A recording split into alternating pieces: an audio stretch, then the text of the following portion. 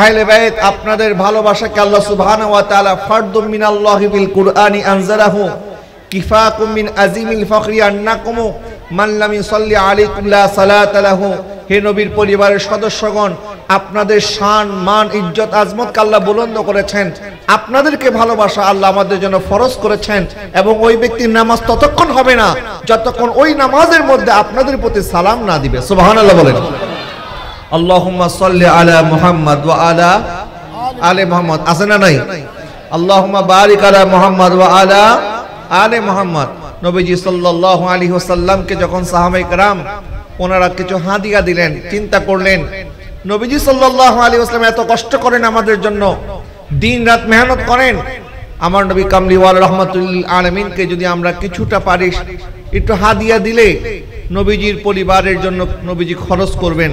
এই জন্য ওনারা কিছু টাকা পয়সা জমা করে নবীজির দরবার আরজ করলেন, ইয়া রাসূলুল্লাহ, হুজুর আমরা অনেকে সিদ্ধান্ত নিয়েছি প্রত্যেক মাসে আমরা কিছু হাদিয়া আপনার নজরানায় আমরা পেশ করব আপনার পরিবারের জন্য।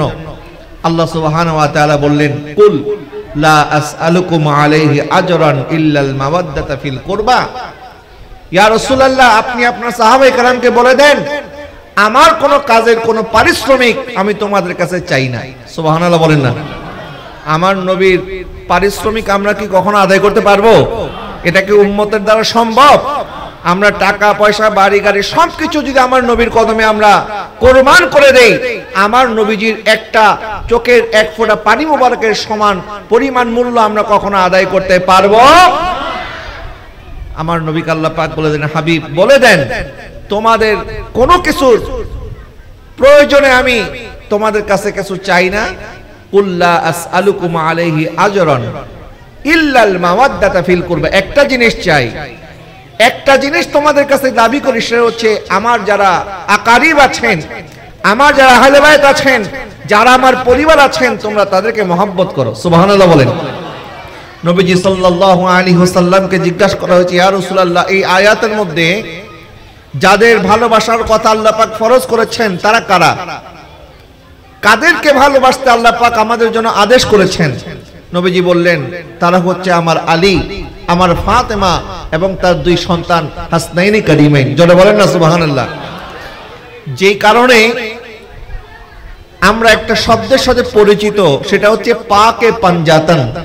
বলেন ওই শব্দটা কি? পাকে, অনেকে বলে পাক পাঞ্জাতন, এটা শিয়াদের আবিষ্কার, শিয়াদের শব্দ।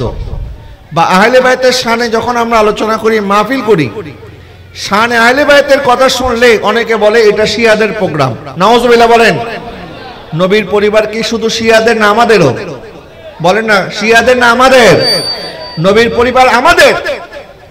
আমরা নবীর পরিবারকে মহব্বত করি। আমরা শিয়া নই, আমরা রাফিজি নই, আমরা খারেজি নই। যারা নবীর পরিবারকে অপছন্দ করে, নবীর পরিবারকে ঘৃণা করে, তারা হচ্ছে খারেজি। আর নবীর পরিবারকে নিয়ে যারা অতিরঞ্জিত করে, তারা হচ্ছে শিয়া। আমরা শিয়াও নই, আমরা খারেজিও নই, আমরা সুন্নি মুসলমান। কথা বলেন ঠিক কিনা?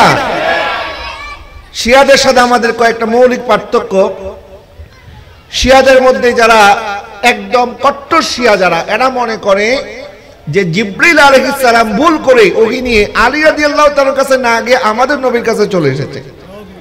জোরে বলেন না নাউজুবিল্লাহ।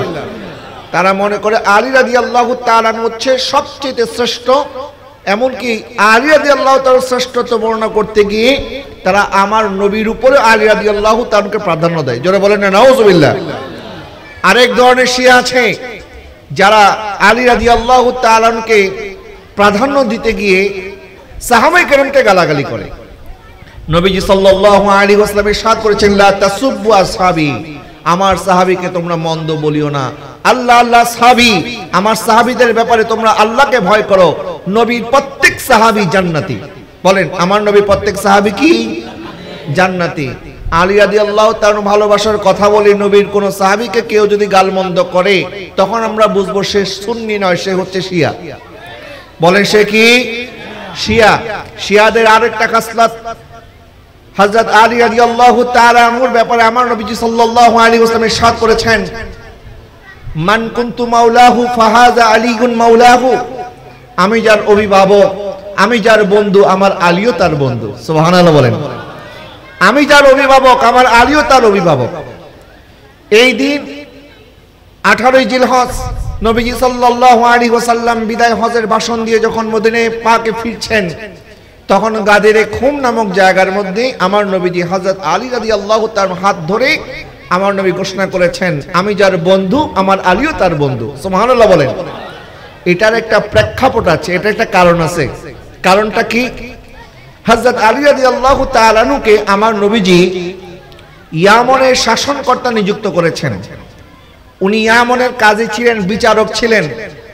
তো ওনার ব্যাপারে কয়েকজন সাহাবী এসে আমার নবীজির কাছে ওনার ব্যাপারে নালিশ করলেন, ওনার ব্যাপারে অভিযোগ দিলেন। নবীজি সাল্লাল্লাহু আলাইহি ওয়াসাল্লাম কোনো জবাব দিলেন না, কিন্তু যিনি অভিযোগ নিয়ে আসছেন তিনি বুঝতে পারলেন যে আমার নবী খুব কষ্ট পেয়েছে। বাট আমার নবী কি পেয়েছেন? কষ্ট পেয়েছে। তো নবীকে যে কষ্ট দিবে, আল্লাহ সুবহানাহু ওয়া তাআলা ইরশাদ করেছেন, যে ব্যক্তি ইন্নাল্লাযীনা ইউযুনাল্লাহা ওয়া রাসূলাহু লাআনাহুমুল্লাহু ফিদ দুনিয়া ওয়াল আখিরা। নবীকে কষ্ট দেওয়া মানে আল্লাহকে কষ্ট দেওয়া। কথা বলে না, ঠিক না? নবীকে কষ্ট দেওয়া মানে কাকে কষ্ট দেওয়া? আল্লাহকে কষ্ট দেওয়া। আমার নবী সাল্লাল্লাহু আলাইহি ওয়াসাল্লাম যখন নবীজির মুখ মুবারক মলিন করে ফেললেন, ওই সাহাবী বুঝে গেলেন নবীজি কষ্ট পেয়েছে। নবীজি সাল্লাল্লাহু আলাইহি ওয়াসাল্লাম ওই সাহাবী যখন জিজ্ঞাসা কিছু বলবে, তখন আমার নবী বললেন, তুমি কি আমাকে তোমার জানের চেয়ে বেশি আপন মনে করো? ওই সাহাবী বললেন, ইয়া রাসূলুল্লাহ, হ্যাঁ, আপনাকে আমি আমার জীবনের চেয়ে বেশি আপন মনে করি। কারণ আল্লাহ পাক ইরশাদ করেছেন, আন-নাবিয়্যু আউলা বিল মুমিনিনা মিন আনফুসিহিম। নবীজি ঈমানদারদের জানের চেয়ে বেশি আপন। কথা বলেন ঠিক কি না? সমস্ত ঈমানদার মুমিন মুসলমান আমার নবীকে জানের চেয়ে বেশি ভালোবাসতে হবে। আমার নবী বললেন, তাহলে তুমি যদি আমাকে তোমার জানের চেয়ে বেশি ভালোবাসো, তাহলে জেনে রাখো, মান কুনতু মাওলাহু ফা আলীউন মাওলাহু। আমার আলীর ব্যাপারে তুমি যে নালিশ নিয়ে এসেছো, না না না, আমার আলীর ব্যাপারে কোনো নালিশ নয়, বরং আমি যার বন্ধু আমার আলীও তার বন্ধু। তুমিও তোমার আলীকে, আমার আলীকে তোমার বন্ধু হিসেবে গ্রহণ করো। জোরে বলেন না সুবহানাল্লাহ। নবীজি বুঝিয়ে দিলেন, আলী রাদিয়াল্লাহু তাআলা আনহুর ব্যাপারে কোনো সমালোচনা করা, এটা আমার নবী পছন্দ, এটা করা জায়েজ নাই, এটা করা যাবে না। যার কারণে আমার নবী সাল্লাল্লাহু আলাইহি ওয়াসাল্লাম উম্মতের জন্য এই বিষয়টা ফরজ করে দিলেন। নবীকে যেমন ভালোবাসতে হবে, নবীর কারণে হযরত আলী রাদিয়াল্লাহু তাআলাকে ভালোবাসতে হবে। কথা বলে না, ঠিক না? কিন্তু এই বিষয়টাকে বাড়াতে বাড়াতে অনেকে এটা এমন জায়গায় নিয়ে যায়, তারা বলেন নবীজি সাল্লাল্লাহু আলাইহি ওয়াসাল্লাম হযরত আলীকে নিজের স্থলাভিষিক্ত নিযুক্ত করেছেন, অর্থাৎ নবীজির পরে খেলাফতের হকদার হযরত আলী, আর বাদ বাকি যারা আছেন ওরা সবাই অবৈধ খলিফা। যারা বলেন না নাউযুবিল্লাহ। অর্থাৎ আবু বকর সিদ্দিক রাদিয়াল্লাহু তাআলা আনহু, ওনার খেলাফত অবৈধ, হযরত ওমরের খেলাফত অবৈধ, হযরত ওসমানের খেলাফত অবৈধ, একমাত্র বৈধ খলিফা হযরত আলী। এটা আহলে সুন্নাতের মত নয়, এটা শিয়াদের মত।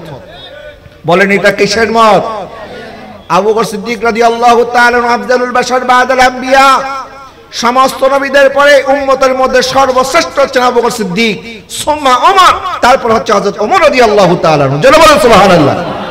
নবীজি সাল্লাল্লাহু আলাইহি ওয়াসাল্লাম একদিন মসজিদ নববী থেকে বের হচ্ছেন, অনেক ভিড়ের মধ্যে, ধাক্কাধাক্কির মধ্যে নবীজি ডান হাত দিয়ে হযরত আবু বকর সিদ্দিককে ধরলেন, বাম হাত দিয়ে হযরত ওমর রাদিয়াল্লাহু তাআলাকে ধরলেন।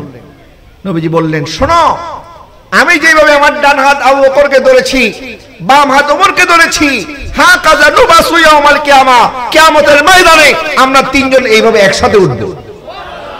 আরেকটু জোরে বলেন না সুবহানাল্লাহ। বুখারী শরীফের মধ্যে আছে, নবীজি সাল্লাল্লাহু আলাইহি ওয়াসাল্লাম বসে আছেন, একজন বৃদ্ধা মহিলা একটা ওনার সমস্যা নিয়ে নবীজির কাছে আসলেন। নবীজির সমস্যার সমাধান বলে দিলেন।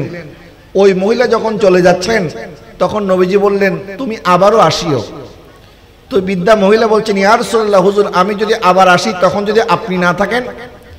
মানে উনি বুঝাতে চাইলেন, ইয়া রাসূলুল্লাহ আপনি তো এক সময় ওফাত বরণ করে রওজা মুবারকে চলে যাবেন, তখন আমি কার কাছে আসব? তখন আমার নবী বললেন, আমি যদি না থাকি আমার আবু বকর কত থাকবে? জোরে বলবেন না সুবহানাল্লাহ। আমি না থাকলে কে থাকবে? আবু বকর থাকবে। তার মানে বোঝা গেল নবীজির পরে নবীজি ইশারাতান বুঝিয়েছেন নবীজির পরে খেলাফতের হকদারকে। এমনকি নবীজি সাল্লাল্লাহু আলাইহি ওয়াসাল্লাম যখন অসুস্থ ছিলেন, আমার নবী দীর্ঘ 17 ওয়াক্ত নামাজ নবীজি পড়ার নাই। নবীজি হুজরা মোবারক অসুস্থ ছিলেন, আরাম ফরমাচ্ছেন, তখন সাহাবায়ে কেরাম নিজেরা মাশওয়ারা করলেন যে নবীজি যদি অসুস্থ, এখন নামাজকে পড়াবেন। তো অনেকে বলতেছেন উমুক সাহাবী পড়াবে, অনেকে বলতেছেন উমুককে পড়াবে। নবীজি সাল্লাল্লাহু আলাইহি ওয়াসাল্লাম ভিতর থেকে শুনলেন আর বললেন, তোমরা গিয়ে আমার আবু বকরকে বলো সেই জন্য নামাজের ইমামতি করে। আর একটু জোরে বলবেন না সুবহানাল্লাহ। তখন হযরত আবু বকর সিদ্দিক রাদিয়াল্লাহু তাআলা বললেন, আমি পারবো না। নবীজি যেই যায় নামাজের মধ্যে দাঁড়িয়েছেন, নবীজির জায়গার মধ্যে আমি দাঁড়ানোর শক্তি আমার নাই। তখন অন্যান্য সাহাবায়ে কেরাম বললেন, তাহলে এক কাজ করি, হযরত ওমরকে দাঁড় করিয়ে দেই। আর এইদিকে হযরত আয়েশা রাদিয়াল্লাহু তাআলা আনহা উনি বলেন, ইয়া রাসূলুল্লাহ, হুজুর আসলে তো আপনি জানেন আমার আব্বাজান আবু বকর সিদ্দিক রাদিয়াল্লাহু তাআলা আনহুর মনটা অনেক নরম, তো তিনি আপনার জায়গায় দাঁড়িয়ে নামাজ পড়ানোর মতো মানসিক শক্তি ওনার নাই। সবাই যেহেতু চাচ্ছে হযরত ওমরকে পড়াতে, হযরত ওমর পড়িয়ে দেয়। আমার নবী সাল্লাল্লাহু আলাইহি ওয়াসাল্লাম বলেন, মুরু আবু বকর, আমি যেটা বলছি সেটাই করো। আমার আবু বকর থাকতে আর কেউ নামাজ ইমামতি করতে পারবে না, আমার আবু বকরকে নামাজ ইমামতি করতে হবে। জোরে বলেন সুবহানাল্লাহ। তাহলে বোঝা গেল হযরত আবু বকর সিদ্দিক রাদিয়াল্লাহু তাআলা আনহু উনি জোর করে খলিফা হয় নাই। হযরত ওমর রাদিয়াল্লাহু তাআলা আনহু জোর করে খলিফা হয় নাই। হযরত ওসমান রাদিয়াল্লাহু তাআলা আনহু জোর করে খলিফা হয় নাই। বরং ওনারা যখন খলিফা হয়েছেন তখন ওনাদের হাতেও হযরত আলী রাদিয়াল্লাহু তাআলা আনহু বায়াত গ্রহণ করেছেন। সুবহানাল্লাহ বলেন। তাহলে যারা এই কথা বলেন হযরত আলী রাদিয়াল্লাহু তাআলা আনহু একমাত্র বৈধ খলিফা আর বাকিরা অবৈধ, তাহলে আমাকে বলেন আলী রাদিয়াল্লাহু তাআলা আনহু কি অবৈধ খলিফার বায়াত গ্রহণ করেছেন? বলেন না, উনি কি অবৈধ খলিফার বায়াত গ্রহণ করেছেন? তো উনি যদি মেনে নিতে পারেন, আমরা মেনে নিতে অসুবিধা কোথায়? তাহলে বোঝা গেল আজকে আলী রাদিয়াল্লাহু তাআলা আনহুর অতি ভক্তির নামে যারা এই কাজ করছে এরা আসলে সুন্নি নয়, সহি আকীদা নয়, এরা শিয়া। কারণ অতি ভক্তি চোরের লক্ষণ। কথা বলেন না ঠিক কিনা? অতি ভক্তি কিসের লক্ষণ? চোরের লক্ষণ। হ্যাঁ, আপনি গা দিলে ক্ষম করেন, আলী রাদিয়াল্লাহু তাআলা শান বলেন, এই হাদিসগুলি আপনি বলেন, কোনো অসুবিধা নাই। মান কুনতু মাওলাহু ফাহাযা আলীউন মাওলাহু, এই হাদিসকে কেউ অস্বীকার করার কোনো সুযোগ নাই। এই হাদিসের আলোচনা করেন, এই হাদিস মানুষকে জানান। আমাদের দেশে একদল মানুষ আহলে বাইতের কথা বলতেই ভয় পায়, কারণ মনে করে আহলে বাইতের কথা বললে মানুষ শিয়া ট্যাগ লাগাই দিবে। এরকম কিছু মানুষও খারিজি মাইন্ডসেটের মানুষ আছে না নাই? শাহাদাতে কারবালা মাহফিল সুন্নিরা ছাড়া এই বাংলাদেশের মধ্যে সুন্নি দাবিদার অন্য কেউ আপনি খুব কম মানুষ পাবেন। তারা মুহররমের 10 তারিখ আসলে এজিদের প্রশংসা করতে মাঠে নেমে যায়, ইমাম হোসেনের প্রশংসা করতে পারে না। কথা বলেন না ঠিক কিনা? এরকম আছে না নাই? আহলে বাইত কি শুধুমাত্র শিয়াদের সম্পদ নাকি? আহলে বাইতকে নিয়ে আমাদের আলোচনা করতে হবে। আলী রাদিয়াল্লাহু তাআলার ব্যাপারে আমার নবী সাল্লাল্লাহু আলাইহি ওয়াসাল্লাম বলেছেন, একবার আমার নবী এক যুদ্ধের ময়দানে যাচ্ছেন, তো হযরত আলী রাদিয়াল্লাহু তাআলা বলে, আলী তুমি মদিনাবাসীর দেখাশোনার জন্য তুমি মদিনায় থেকে যাও। নবীজি হযরত আলীকে রেখে গেলেন।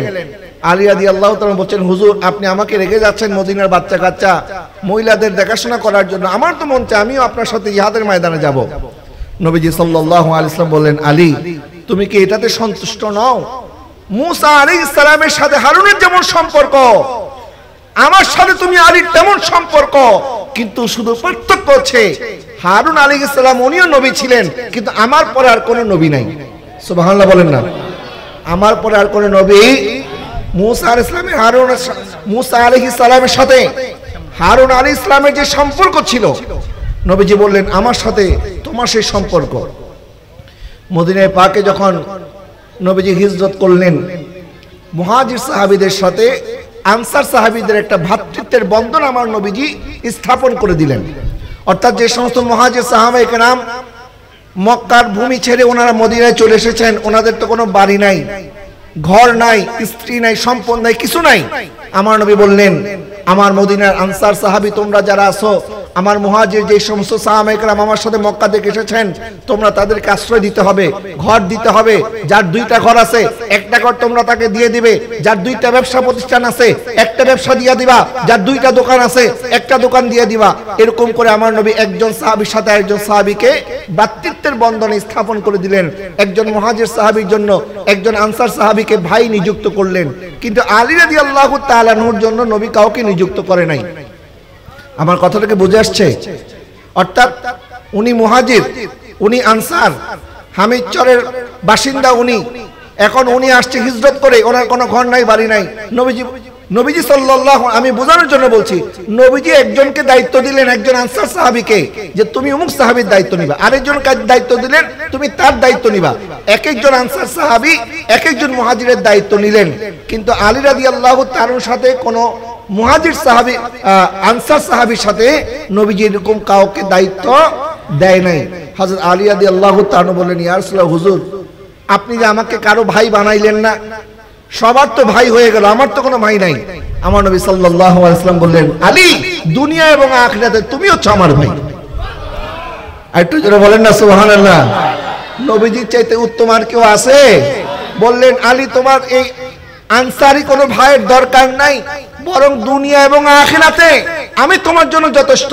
হযরত আয়েশা সিদ্দিকা রাদিয়াল্লাহু তাআলা বলেন, আমার আব্বাজান হযরত সাইয়েদনা আবু বকর সিদ্দিক রাদিয়াল্লাহু তাআলা প্রায় আমি দেখতাম উনি হযরত আলীর চেহারা মোবারকের দিকে তাকায় থাকে। সুবহানাল্লাহ বলেন।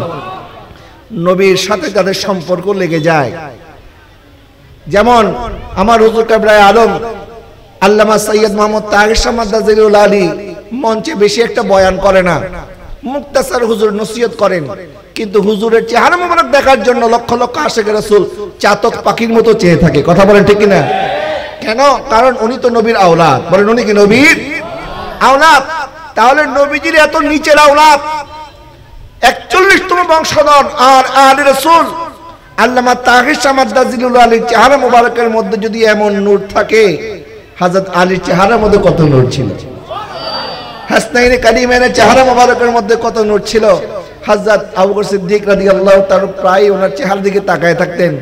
তো একদিন আম্মা জান আয়েশা সিদ্দিকা রাদিয়াল্লাহু তাআলা জিজ্ঞাসা করলেন, আব্বা জান, আপনি হযরত আলীর চেহারার দিকে এভাবে তাকায় থাকেন কেন? তখন হযরত আবু বকর সিদ্দিক রাদিয়াল্লাহু তাআলা বললেন, কারণ আমি আমার নবীকে বলতে শুনেছি, আমার আলীর দিকে তাকিয়ে থাকা এটাও একটা ইবাদত। হযরত আলী রাদিয়াল্লাহু তাআলার চেহারার দিকে তাকায় থাকা এটাও কি একটা ইবাদত? এবং যার ইলম সম্পর্কে আমার নবী সাল্লাল্লাহু আলাইহি ওয়াসাল্লাম বলেছেন, আনা মাদিনাতুল ইলম ওয়া আলীউন বাবুহা, আমি হচ্ছে ইলমের রাজধানী, ইলমের শহর, আর ওই শহরের দরজা হচ্ছে আমার আলী। সুবহানাল্লাহ বলেন। এইজন্য আমরা ওনাকে বলি বেলায়েতের শাহেনশাহ। বলেন, ওনাকে আমরা কি বলি? বেলায়েতের।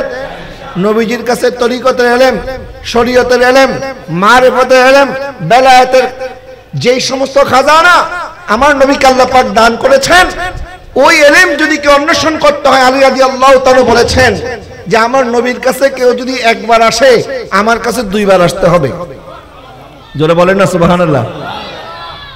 নবীর কাছে একবার গেলে আলী রাদিয়াল্লাহু তাআলার কাছে যেতে হবে কয়বার? কেন? কারণ আপনি যখন কোনো ঘরে যান, দরজার সাথে আপনার সাক্ষাৎ হয় 2 বার।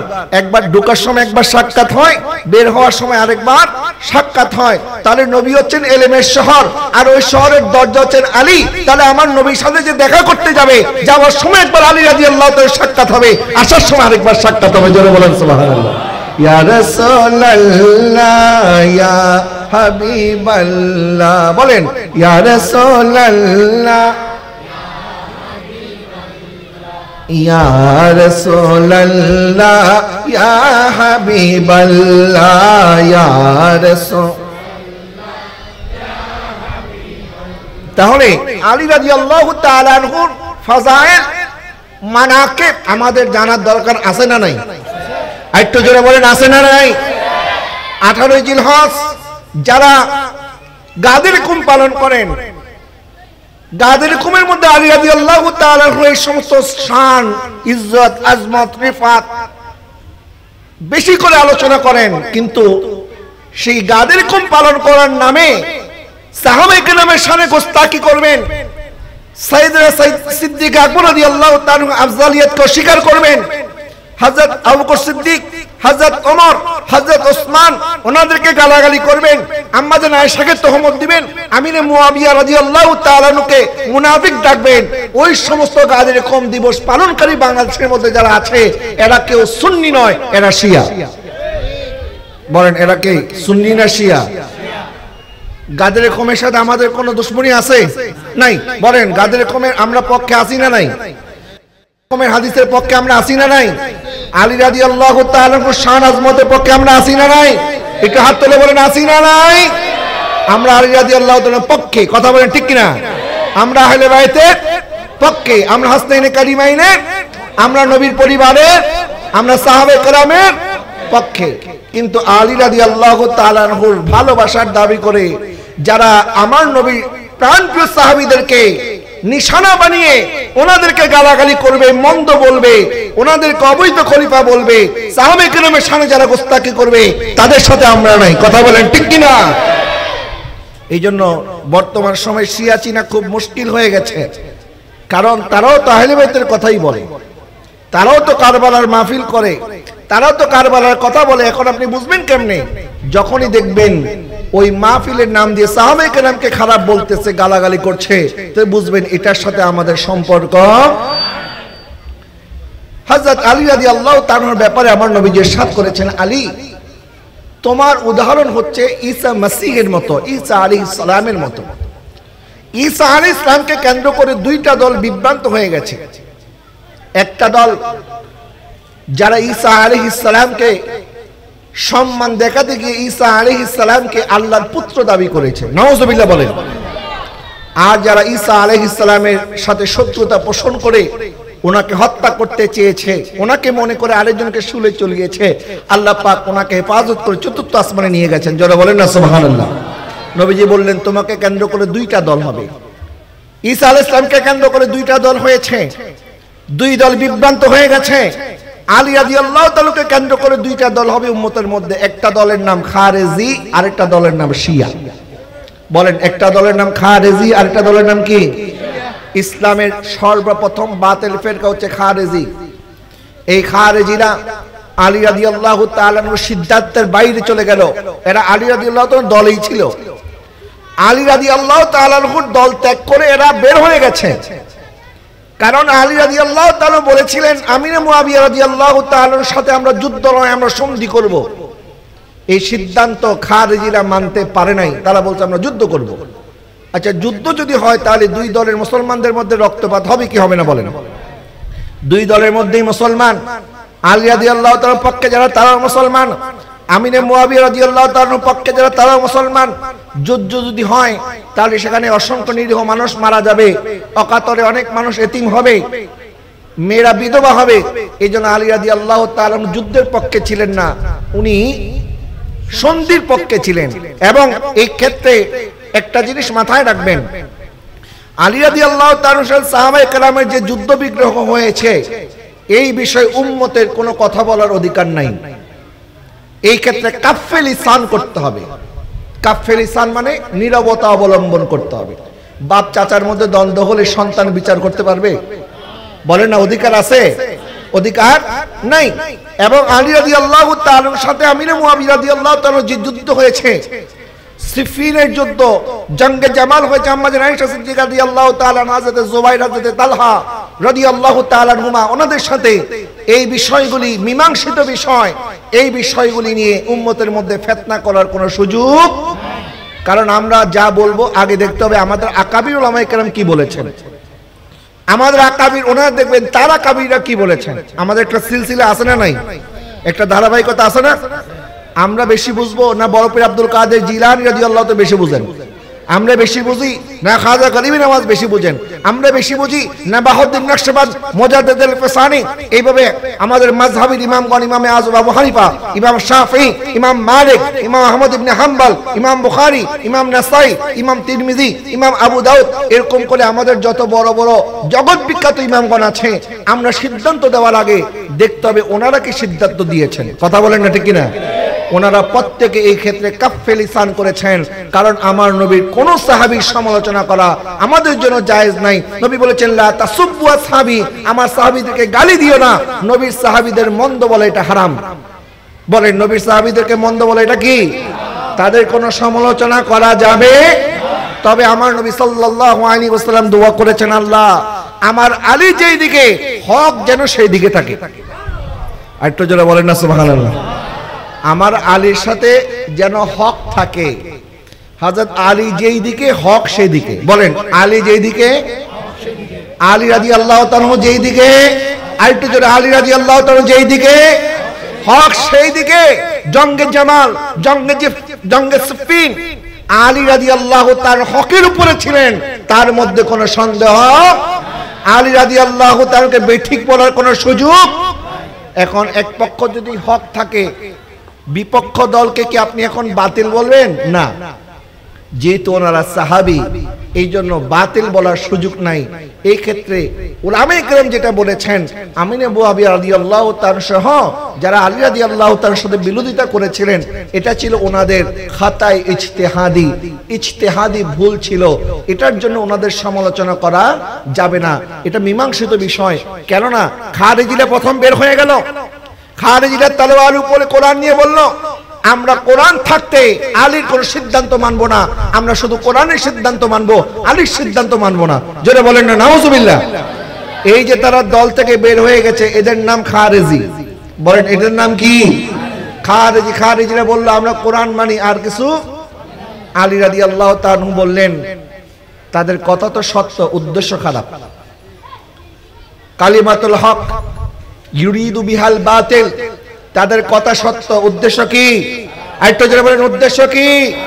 আমাদের দেশে কিছু মানুষ আছে কথা অনেক সুন্দর সুন্দর বলে, কিন্তু আসলে উদ্দেশ্য খারাপ।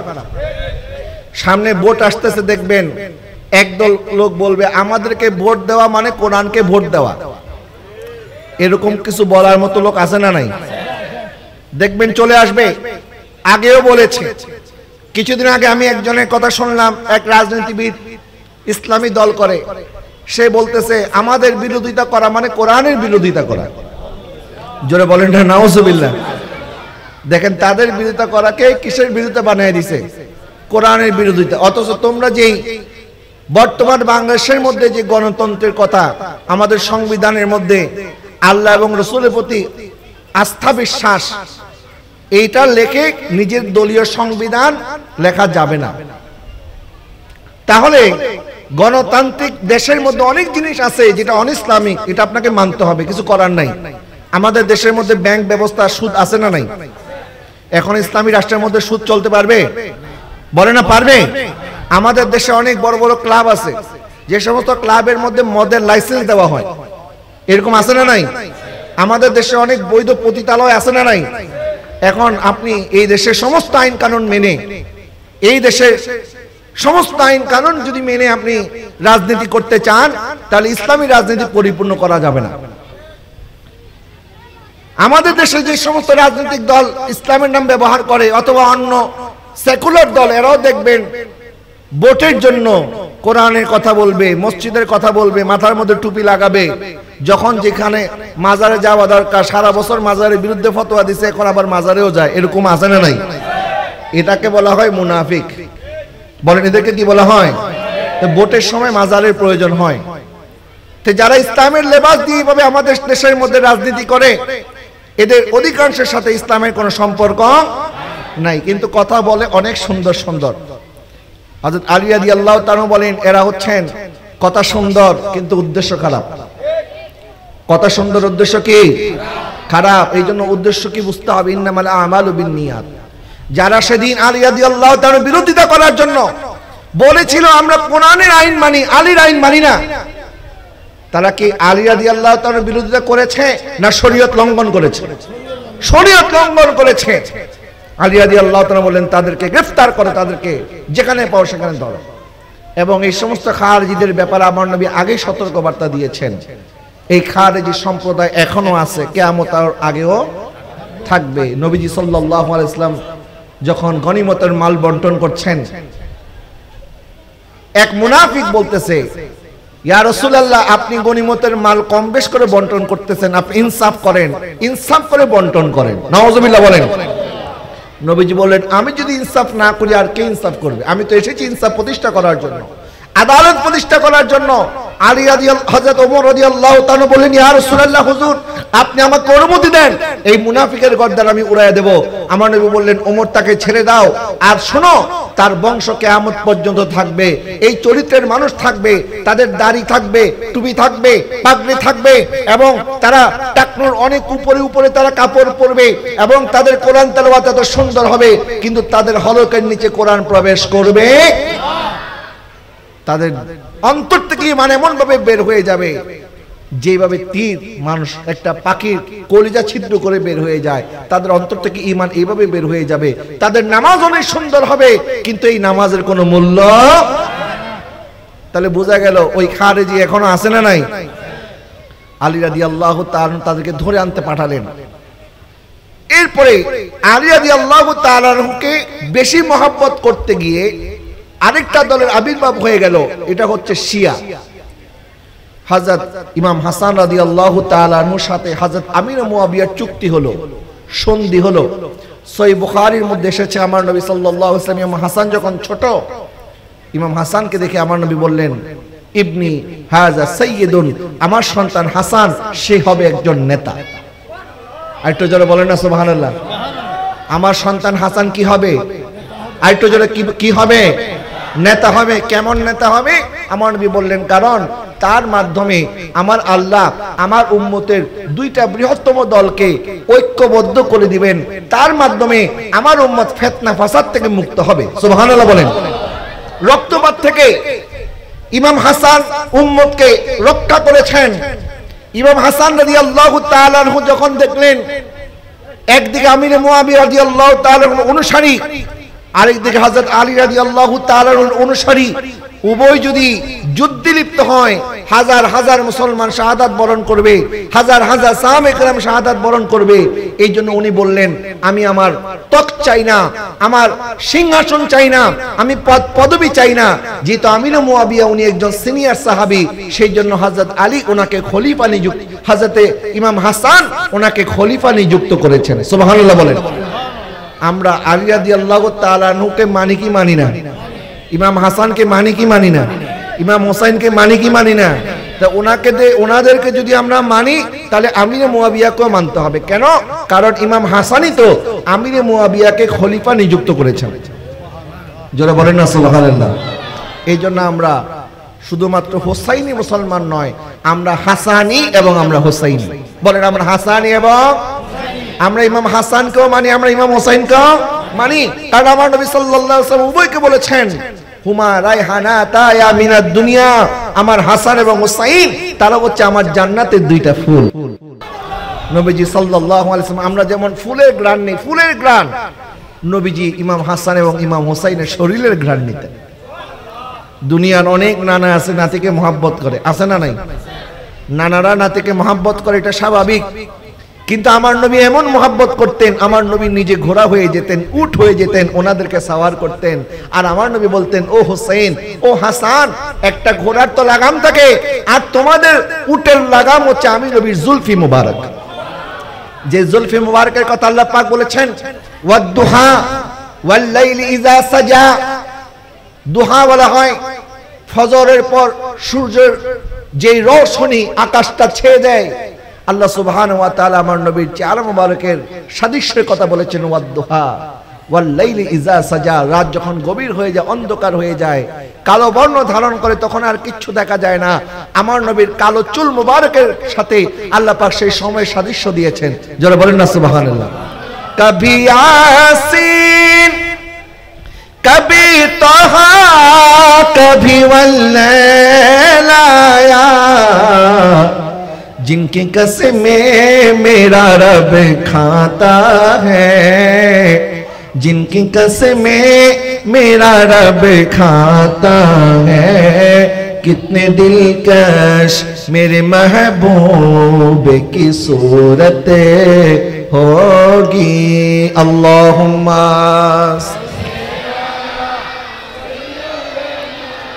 মাওলানা মুহাম্মদ ওয়া আলা আলি সাইয়্যিদিনা।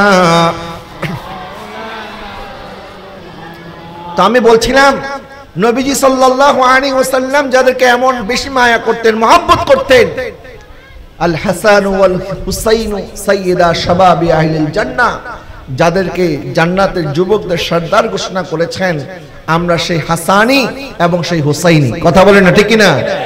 আমরা ইমাম হাসানকেও মানি, ইমাম হুসাইনকেও মানি। তাহলে হাসান রাদিয়াল্লাহু তাআলাকে যদি মানতে হয়, ওনার সিদ্ধান্ত কেউ মানতে, উনি হযরত আমির মুয়াবিয়ার সাথে যেহেতু সুলহ করেছেন, তাহলে আমরা দ্বন্দ্ব করতে পারি না। বলেন আমরা দ্বন্দ্ব করতে পারি না।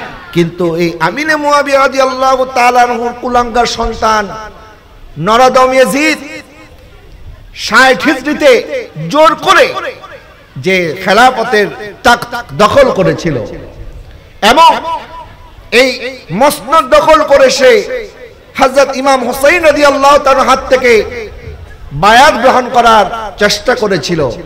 ইমাম হুসাইন রাদিয়াল্লাহু তাআলা উনি হচ্ছেন পবিত্র, আর এজিদের হাতের মধ্যে সবসময় মদের বোতল থাকতো। এজিদ কি পবিত্র না অপবিত্র?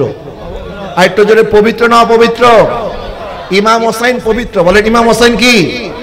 ওনাদের পবিত্রতার ঘোষণা আল্লাহ দিয়েছেন, ইন্নামা ইউরিদুল্লাহু লিউযহিবা আনকুমুর রিজসা আহলাল বাইতি ওয়া ইউতাহহিরাকুম তাতহীরা। আমার আল্লাহ পাক কোরআনে আয়াত নাজিল করে ইমাম হাসান, ইমাম হুসাইন, হযরত আলী, হযরত ফাতেমা রাদিয়াল্লাহু তাআলা আনহুম, ওনাদের প্রত্যেকের পবিত্রতার ঘোষণা দিয়েছেন। জোরে বলেন সুবহানাল্লাহ। তো ইমাম হুসাইন পবিত্র আর এজিদ হচ্ছে অপবিত্র। ইমাম হুসাইন নামাজি আর এজিদ ছিল বেনামাজি। কথা বলেন না ঠিক কিনা? ইমাম হুসাইন রাদিয়াল্লাহু তাআলা প্রত্যেক রাতে 100 রাকাত নফল নামাজ পড়তেন। আর একটু জোরে বলবেন না সুবহানাল্লাহ। ইমাম হুসাইন রাদিয়াল্লাহু তাআলা মসজিদ নববীর খতিব ছিলেন, খুতবা দিতেন। সাহাবায়ে কেরাম ইমাম হুসাইন রাদিয়াল্লাহু তাআলার খুতবা শোনার জন্য অপেক্ষায় থাকতেন। হযরতে বেলাল রাদিয়াল্লাহু তাআলা আনহু আমার নবীর ওফাতের পর উনি হাবশায় চলে গিয়েছিলেন। উনি বলে এই শহরে আমার আর থাকার মতো শক্তি নাই, কারণ যেখানে তাকাই সেখানে তো আমার নবীর স্মৃতি, যেখানে তাকাই সেখানেই নবীর স্মৃতি। নবীকে যখন দেখতে পাই না তখন এই শহরে আর থাকার মতো শক্তি আমার নাই। উনি চলে গেলেন আপন দেশে। একদিন রাতে স্বপ্নে দেখলেন আমার নবী বলতেছেন, বেলাল কতদিন হয়ে যায় তোমার সাথে দেখা হয় না। সুবহানাল্লাহ বলেন। নবীজি ইরশাদ করেছেন, মান রাআনি ফিল মানামি ফাকাত রাআ হাক্কা, যে আমাকে স্বপ্নে দেখছে বাস্তবেই দেখেছে। তার মানে হযরত বেলাল আমার নবীকে স্বপ্নে দেখে নাই, বাস্তবেই আমার নবী ওনাকে ডেকেছেন। সুবহানাল্লাহ বলেন না। জন্ম আমার নবীর যুগে হতো, জন্ম আমার নবীর যুগে, দুনয়নের রাসূল পাক দেখিলে কেমন হতো, দুনয়নের রাসূল কেমন হতো, জন্ম আমার নবীর যুগে, আশিত ভেসে হযরতে বেলাল মধুর আযান, সে আজানে ছিল এমন প্রেম মুগ্ধ রহমান, দয়াল নবীর পিছে নামাজ পড়লে হতো, দয়াল নবীর পিছে নামাজ, দুনয়নের রাসূল পাক দেখিলে হতো, দুনয়নের রাসূল পাক কেমন হতো, জন্ম আমার নবীর যুগে। আল্লাহ যেন আমাদের সবাইকে আমার নবীর দিদার দান করে। সবাই বলেন আমিন। হযরত বেলাল স্বপ্নে দেখলেন আমার নবীকে। স্বপ্নে দেখছেন না বাস্তবে? কারণ আমার নবীকে যেটা স্বপ্নে দেখা হয় এটাই বাস্তব। বলেন এটাই কি বাস্তব? হযরত বেলাল রাদিয়াল্লাহু তাআলা ঘুম থেকে উঠলেন আর স্ত্রীকে যখন বললেন, স্ত্রী আজকে স্বপ্নে নবীকে দেখেছি। স্ত্রী বললেন, তাহলে আপনি আর দেরি করছেন কেন, তাড়াতাড়ি আপনি মদিনা শরীফ চলে যান। উনি মদিনা শরীফে যখন তাশরিফ আনলেন, যখন উনি ঢুকছেন, মদিনার মানুষ সাহাবায়ে কেরাম ওনাকে দেখে পাগল প্রায় হয়ে গেছে। বেলাল, এতদিন কোথায় ছিলা তুমি? কতদিন তোমার কণ্ঠে আযান শুনি না। হযরত বেলালকে দেখে সমস্ত মদিনাবাসী জড়ো হয়ে গেল। উনি মসজিদ নববীতে আসলেন, তখন খলিফা ছিলেন হযরত আবু বকর সিদ্দিক রাদিয়াল্লাহু তাআলা। খলিফা নিজে চলে আসলেন, আবু বকর সিদ্দিক ওনাকে জড়িয়ে ধরলেন, হযরত ওমর ওনাকে জড়িয়ে ধরলেন, হযরত ওসমান জড়িয়ে ধরলেন, হযরত আলী জড়িয়ে ধরলেন। আর সবাই বলতেছে, বেলাল, অনেক দিন হয়েছে তোমার কণ্ঠে সে আযান শুনি না, তুমি একবার আমাদেরকে সেই আযান যেটা তুমি আমার নবীর সামনে শুনিয়েছো, ওই আযানটা তুমি আমাদেরকে আরেকবার শোনাও। সুবহানাল্লাহ বলেন না? হযরত বেলাল বলেন, আমার নবীর দুনিয়ার ওফাতের পরে আমি আর কখনো আযান দিতে পারি নাই, আমি আর কখনো আযান দিতে পারবো না, আমার দ্বারা সম্ভব না। হযরত ওমর রাদিয়াল্লাহু তাআলা বললেন, বেলাল তো বলতেছে সম্ভব নয়, কিন্তু বেলালকে কেমনে রাজি করাইতে হবে এটা আমার জানা আছে। আমরা সবাই মিলে বললো বেলাল রাজি হবে না। হ্যাঁ, বেলাল রাজি হবে। কে বললে রাজি হবে? হযরত ওমর বললেন, এক কাজ করো, তাড়াতাড়ি যাও, হাসান এবং হুসাইনকে ডেকে নিয়ে আসো। আর একটু জোরে বলেন না সুবহানাল্লাহ। কারণ সবার দাবি উনি ফিরিয়ে দিতে পারবে। যেই নবী যাদের জন্য ঘোড়া হয়ে গিয়েছেন, যাদের জন্য আমার নবী নামাজের সেজদা লম্বা করে দিয়েছেন, যেই নাতির জন্য আমার নবী মসজিদের মিম্বার থেকে নেমে চলে এসেছেন, সেই ইমাম হাসান এবং ইমাম হুসাইন যদি হযরত বেলালকে কোনো বিষয়ে অনুরোধ করে, হযরত ইমাম হাসান হুসাইনের অনুরোধ হযরত বেলাল ফিরিয়ে দিতে পারবে না। ডেকে আনা হলো হযরত ইমাম হাসান এবং ইমাম হুসাইন রাদিয়াল্লাহু তাআলা আনহুমাকে। ওনারা তখন তো ছোট ছোট, একজনের বয়স 8 বছর, একজনের বয়স 9 বছর। ওনারা বললেন, হযরত বেলাল, আমার নানাজানকে যেইভাবে আপনি আযান দিয়ে শুনিয়েছেন, আপনার সেই কণ্ঠে আমরা আবার আযান শুনতে চাই। হযরত বেলাল বললেন, দুনিয়ার কেউ বললে হয়তো আমি এই অনুরোধ রাখতে পারতাম না, কিন্তু তোমরা যখন বলেছো, কারণ তোমাদেরকে আমার নবী ভালোবাসেন, তোমাদেরকে আমার নবী এত আদর করেন। আমি তো দেখেছি অসংখ্যবার আমার নবীজি হযরত বেলাল, হযরত ইমাম হাসান, ইমাম হুসাইন রাদিয়াল্লাহু তাআলা আনহুকে এত বেশি আদর করতেন। আমার নবী ওনাদের মাথা থেকে পা পর্যন্ত চুম্বন করতেন। আমার নবী এমনকি ওনাদের জিহ্বা মুবারক চুষেছেন। এমনকি যখন হযরত ফাতেমা রাদিয়াল্লাহু তাআলা আনহার ঘরে খাবার ছিল না, ওনারা পিপাসার্ত ছিলেন, নবীর দরবারে নিয়ে আসা হয়েছে ইমাম হাসান এবং ইমাম হুসাইনকে। আমার নবী সাল্লাল্লাহু আলাইহি ওয়াসাল্লাম দুইজনকে জড়িয়ে ধরলেন। ঘরের মধ্যে কোনো খাবার নাই, কত এক ফোঁটা পানি নাই। আমার নবী বলেন, হুসাইন, আমার এই জিহ্বা মুবারক তুমি চুষতে থাকো, যতক্ষণ তোমার তৃষ্ণা না মিটবে তুমি চুষতে থাকো। জোরে বলেন সুবহানাল্লাহ। নবীজির সামান্য লালা মুবারক, একটা কুয়া যেটার মধ্যে কোনো মিষ্টি পানি নাই, তিতা পানি, ওই তিতা পানি আমার নবীজির লালা মোবারকের কারণে মিঠা পানি হয়ে যায়। আমরা অনেকে মনে করি না কিভাবে ওনারা 3 দিন পর্যন্ত ফোরাতের পারে ওনাদেরকে পানি দেওয়া হয় নাই, ইমাম হুসাইন কিভাবে সহ্য করেছেন। কারণ আমার নবী তো আগে আমার নবীর লালা মোবারক পান করিয়ে দিয়েছেন, যেন ইমাম হুসাইনের তৃষ্ণা না লাগে, কষ্ট না হয়। হযরত বেলাল রাদিয়াল্লাহু তাআলা বললেন, ঠিক আছে, আপনারা যখন বলেছেন আপনারা শাহজাদা, আমার নবীর কলিজার টুকরা, জান্নাতের যুবকদের সর্দার, আপনাদের কথা আমি ফিরিয়ে দিতে পারবো না। এটা বলে উনি আযান শুরু করলেন, আল্লাহু আকবার, আল্লাহু আকবার। যখন উনি আল্লাহু আকবার বলে আযান শুরু করলেন, মদিনার অলি গলির মধ্যে রব উঠে গেল। মদিনার নারী পুরুষ সবাই রাস্তায় নেমে আসলো। আমার নবী মনে হয় আবার চলে এসেছেন। বেলালের আযান শোনা মানে নবী চলে আসা। সবাই বলতে লাগলো, মনে হয় আমার নবী চলে এসেছেন, আমার নবীর যুগ ফিরে এসেছে। বেলালের কণ্ঠে আবার আযান শোনা যাচ্ছে। হযরত বেলাল রাদিয়াল্লাহু তাআলা বললেন, আশহাদু আল্লা ইলাহা ইল্লাল্লাহ, আশহাদু আল্লা ইলাহা ইল্লাল্লাহ। যখন আশহাদু আল্লা ইলাহা ইল্লাল্লাহ বলছে, তখন বেলাল রাদিয়াল্লাহু তাআলার সাথে সবাই সাক্ষী দিচ্ছে আল্লাহ ছাড়া কোনো মাবুদ নাই। এরপর হযরত বেলাল রাদিয়াল্লাহু তাআলা যখন বললেন, আশহাদু আন্না মুহাম্মাদুর রাসূলুল্লাহ সাল্লাল্লাহু আলাইহি ওয়াসাল্লাম, এটা বলার সাথে সাথে উনি বেহুশ হয়ে পড়ে গেলেন। যখন ওনার হুশ আসলো, তখন ওনাকে জিজ্ঞাসা করা হলো, আপনি বেহুশ হয়ে গেলেন কেন? উনি বললেন, কারণ যখন আমি বলতাম আশহাদু আন্না মুহাম্মাদুর রাসূলুল্লাহ সাল্লাল্লাহু আলাইহি ওয়াসাল্লাম, তখন আমার ইয়াকিন ছিল, বিশ্বাস ছিল যে কিছুক্ষণ পরে আমার নবী তাশরীফ আনবে, আমার নবীর নূরানি চেহারা মোবারক দেখে আমি বেলালের অন্তরটা জুড়িয়ে যাবে। কিন্তু এখন আমি আজান দিলে কি হবে? আমি তো আমার নবীকে আর মিম্বারে দেখতে পাবো, এই জন্য আমি আর আজান পরিপূর্ণ করতে পারি। তো আমি বলছিলাম পেয়ারা হাজরিন, নবীর পরিবারকে সাহাবায়ে কেরাম এত বেশি মহব্বত করতেন, ভালোবাসতেন। হযরত ইমাম হাসান এবং ইমাম হুসাইন রাদিয়াল্লাহু তাআলা আনহুর শারীরিক গঠন ছিল অবিকল আমার নবীজির মতো। একটু জোরে বলবেন না সুবহানাল্লাহ। কার মতো? আমার নবীজির মতো। হযরত ইমাম হাসানের চেহারা মোবারক ছিল অবিকল আমার নবীজির মতো। আর হযরত ইমাম হুসাইন রাদিয়াল্লাহু তাআলা আনহুর কোমর থেকে পা মোবারক পর্যন্ত আমার নবীজির মতো। সুবহানাল্লাহ বলেন। নবীজির দেহের উপরের অংশ, আমার নবীর উপরের অংশ ছিল ইমাম হাসানের চেহারার সাথে সাদৃশ্য রাখত, আর নিচের অংশ সাদৃশ্য রাখত ইমাম হুসাইনের সাথে।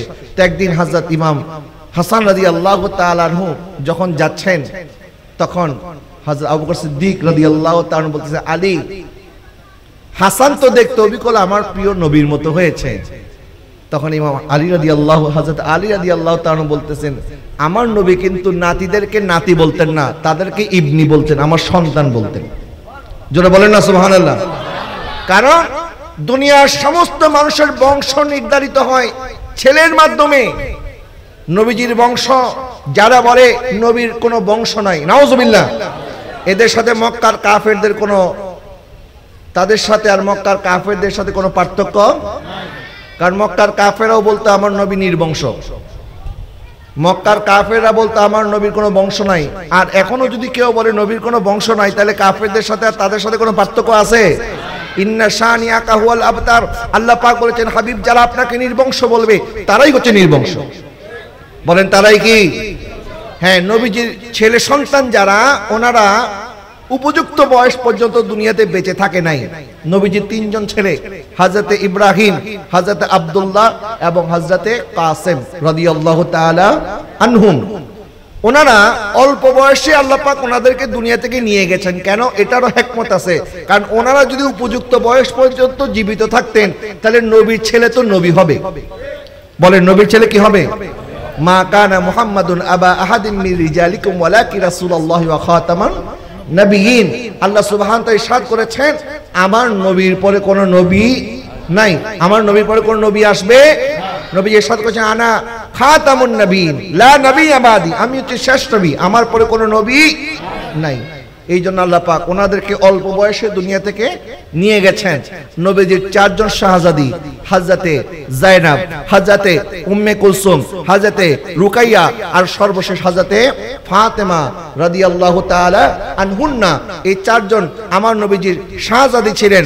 এই চারজনের মধ্যে তিনজন, হযরতে যায়েনব, হযরতে রুকাইয়া, হযরতে উম্মে কুলসুম, ওনাদের বিবাহ হয়েছে, ওনাদের বাচ্চা হয় নাই, ওনাদের কোনো সন্তান নাই। বলেন ওনাদের কোনো সন্তান নাই। হযরত আলী রাদিয়াল্লাহু তাআলাকে আল্লাহ পাক নির্বাচন করেছেন, কারণ ওনার নসল যেটা হবে এটাই হচ্ছে আমার নবীর বংশ। একটু জোরে বলেন না সুবহানাল্লাহ। আমার নবী সাল্লাল্লাহু আলাইহি ওয়াসাল্লাম ইরশাদ করেছেন, আমাকে আল্লাহ পাক আদেশ করেছেন আমার ফাতেমাকে যেন আমি আলীর সাথে শাদী দেই, কারণ আলী রাদিয়াল্লাহু তাআলার বংশই আমার নবীর বংশ। আলী রাদিয়াল্লাহু তাআলা এবং ফাতেমা রাদিয়াল্লাহু তাআলার মাধ্যমে ওনাদের গর্ভে যে দুই সন্তান এসেছেন, যে শাহজাদা এসেছেন, হযরত ইমাম হাসান এবং হযরত ইমাম হুসাইন রাদিয়াল্লাহু তাআলা আনহুমা, ওনাদের মাধ্যমে কিয়ামত পর্যন্ত নবীর বংশ থাকবে। কথা বলেন ঠিক কিনা? যারা বলে নবীর বংশ নাই, তোদের বংশ নাই, আমার নবীর বংশ আছে। কথা বলেন ঠিক কিনা? এবং নবীজি সাল্লাল্লাহু আলাইহি ওয়াসাল্লাম ইরশাদ করেছেন, আমার উম্মতের মধ্যে সবচেয়ে বড় একটা ফিতনা দেখা দিবে, যেই ফিতনাটা আদম আলাইহিস সালাম থেকে শুরু করে কিয়ামত পর্যন্ত এরকম ফিতনা আর কখনো আসে নাই।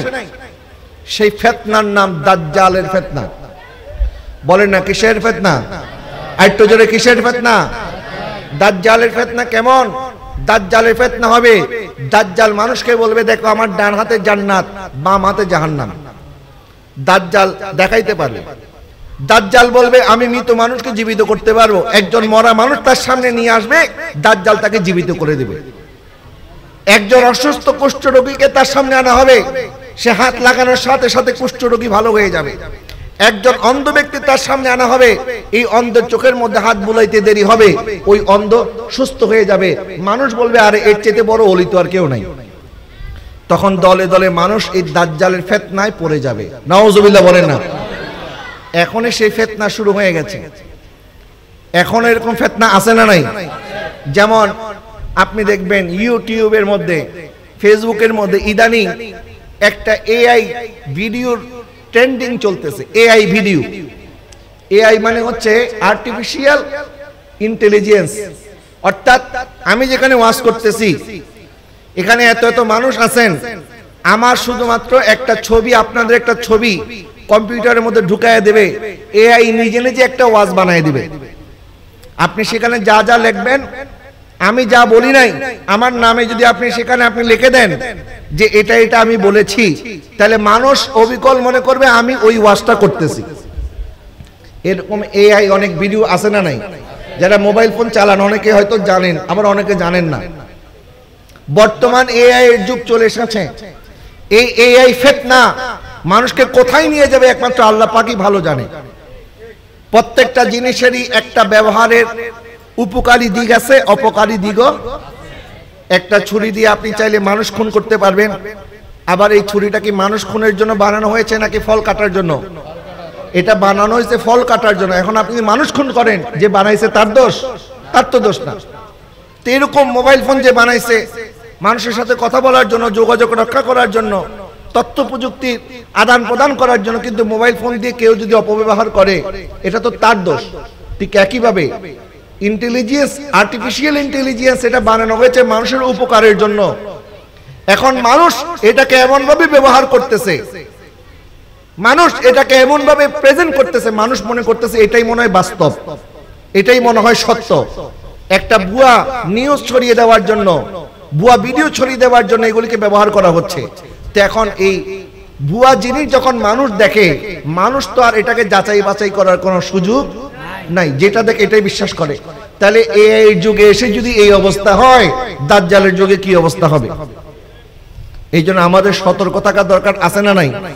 নবীজি সাল্লাল্লাহু আলাইহি ওয়াসাল্লাম ইরশাদ করেছেন যে যাচাই বাছাই ছাড়া যেটা শুনে সেটাই প্রচার করে সে হচ্ছে মিথ্যাবাদী।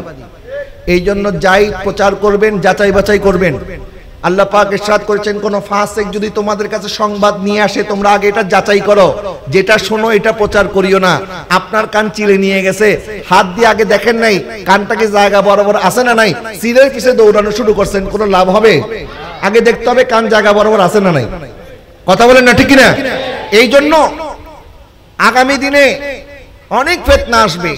নবীজি বলেছেন এই উম্মতের সবচেয়ে ভয়াবহ ফিতনার নাম হবে দাজ্জালের ফিতনা। বলেন কিসের ফিতনা? দাজ্জালের ফিতনা। দাজ্জালের ফিতনা যখন শুরু হবে, দাজ্জাল 40 দিনের মধ্যে গোটা পৃথিবী ভ্রমণ করবে এবং 3 দিক থেকে আগুনের ফুলকি, আগুনের ধোঁয়া আসতে থাকবে। আগুন ধাওয়া করে করে মুমিন যারা এদেরকে নিয়ে যাবে শামের দিকে, এবং তখন একটা কালো পতাকাবাহী দল যারা খোরাসান থেকে জিহাদ করতে করতে আসবে সিরিয়া পর্যন্ত, সিরিয়া দামেস্কের যেই উমাইয়া মসজিদ, এই মসজিদে আসবে এবং ওই দলের নেতৃত্বে যিনি থাকবেন তিনার নাম হচ্ছে ইমাম মাহদি, যিনি হবেন একজন আওলাদ রাসূল। আর একটু জোরে বলেন না সুবহানাল্লাহ। নবীজি সাল্লাল্লাহু আলাইহি ওয়াসাল্লাম বলেছেন সে হবে আমার ফাতেমার বংশধর, সে হবে হাসানের বংশধর। তার মানে বোঝা গেল ইমাম মাহদি পর্যন্ত নবীর বংশ আছে না নাই? আর একটু জোরে বলেন আছে না নাই? এবং ইসলামের প্রত্যেকটা ক্রান্তি লগ্নে যখন রক্তের প্রয়োজন হয়েছে তখন নবীর বংশ রক্ত দিয়েছে। কারবালার ময়দান ইমাম হুসাইন রাদিয়াল্লাহু তাআলা আনহু যদি রক্ত না দিয়ে এজিদের সাথে আপোষ করে ফেলতেন, তাহলে এজিদের সমস্ত অনইসলামিক কাজ জায়েজ হয়ে যেত। ইমাম হুসাইন চাইলে আপোষ করতে পারতেন, কিন্তু ইমাম হুসাইন বলে না, আমার দেহের মধ্যে যতক্ষণ প্রাণ আছে ততক্ষণ পর্যন্ত জালেমের সাথে কোনো আপোষ চলবে না। একটু যেমন কোনো আপোষ চলবে না। কিন্তু আমরা কথায় কথায় অনেকে আপোষ করে ফেলে, যেমন সুদ খাওয়া, এটা কি হালাল না হারাম? একটু যেটা হালাল না হারাম? কিন্তু অনেকে লোভে পড়ে সুদের সাথে আপোষ করে। কথা বলেন না ঠিক কিনা? মদ খাওয়া এটা কি হালাল না হারাম? কিন্তু অনেকে আছে বলে হুজুর টেনশনে ভাল লাগে না, লেগে একটু মদ খাই। টেনশন দূর করার জন্য অনেকে মদ খায়। এরকম মাদকসেবী আছে না? বলে হুজুর টেনশনে ঘুম আসে না, স্ত্রীর সাথে ঝগড়া লাগছে, পরিবারে অশান্তি, বলে এগুলি ভুলে থাকার জন্য মদ খায়। তো এগুলি ভুলে থাকার জন্য মদ তুমি খাও, তো মদ এটা কি পাক না না পাক? না পাকের মধ্যে কখনো শান্তি তালাশ করলে পাওয়া যাবে? আপনি যদি বলেন যে এখানে আমি ময়লার যে ভাগার আছে, ময়লার বাগারে ঢুকছি একটু সুবাস পাওয়ার জন্য, ময়লার বাগারের মধ্যে সুবাস পাবে না দুর্গন্ধ?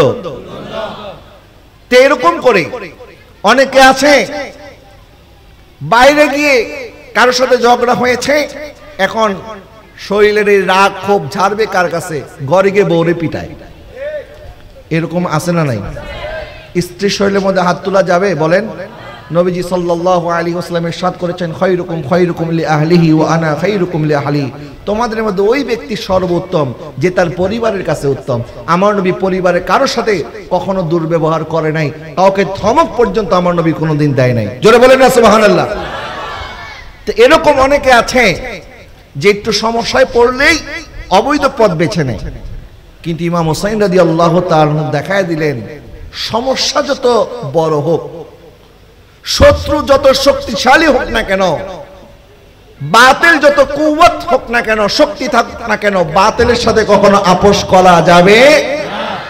ইমাম হুসাইন রাদিয়াল্লাহু তাআলা আযীমত গ্রহণ করলেন। উনি চাইলে রুখসত নিতে পারতেন, বলতে পারতেন উম্মতের সবাই মেনে নিয়েছে, আমি মেনে নিলে অসুবিধা কি? কেউ তো যুদ্ধ করার জন্য ময়দানে নামে নাই, আমি কেন নামবো? এই জন্য মনে রাখবেন, জালেম যত বড়ই হোক না কেন তার মনের মধ্যে কিন্তু একটা দুর্বলতা আছে, কারণ সে জুলুম করেছে। জালেমদের মনের মধ্যে একটা ভয় কিন্তু থাকে, কখন জানি কোন দিক থেকে মাইর শুরু হয়।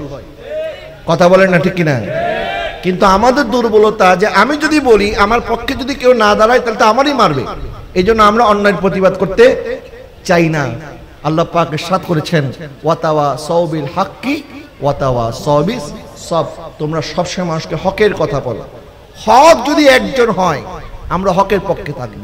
নবীজি বলেছেন, নবীজির একটি আলা আখলাক ছিল, ওয়াতুইনু আলা নাওয়াইবিল হক। আমার নবী সবসময় হকের পক্ষে থাকতেন। জোয়ারে গা বাসায় দিলে চলবে না, জোয়ার যেদিকে আমি সেই দিকে, বাতাস যেদিকে আমি সেই দিকে হলে হবে না, বরং হক যেই দিকে আমাদেরকে সেই দিকে থাকতে হবে। কথা বলেন না ঠিক কিনা? একজন দুর্বল ব্যক্তিও যদি হকের পক্ষে কথা বলে আমরা হকের পক্ষে থাকি। প্যারে হাজির, ইমাম হুসাইন রাদিয়াল্লাহু তাআলা কারবালার ময়দানে গেলেন, আপোষ করেন নাই। সন্তান অভুক্ত। এটার সাথে আরেকটা কথা বলে ফেলি, অনেকে বলে ইমাম হুসাইন একা গেছেন কেন, সাহাবায়ে কেরাম কেন যায় নাই? তার মানে ইমাম হুসাইনের যাওয়াটা ঠিক হয় নাই। নাউজুবিল্লাহ বলেন না, আর একটু জোরে বলেন না নাউজুবিল্লাহ। মনে রাখবেন, ইমাম হুসাইন যায়নি, বরং ইমাম হুসাইনকে দাওয়াত দেওয়া হয়েছিল। কারা দাওয়াত দিয়েছে? কুফাবাসী। বলেন কারা দাওয়াত দিয়েছে? একটা দুইটা নয়, হাজার মতান্তরে 30,000 চিঠি দেওয়া হয়েছে যে আপনি আসেন, আপনি আসেন, আপনি আসেন।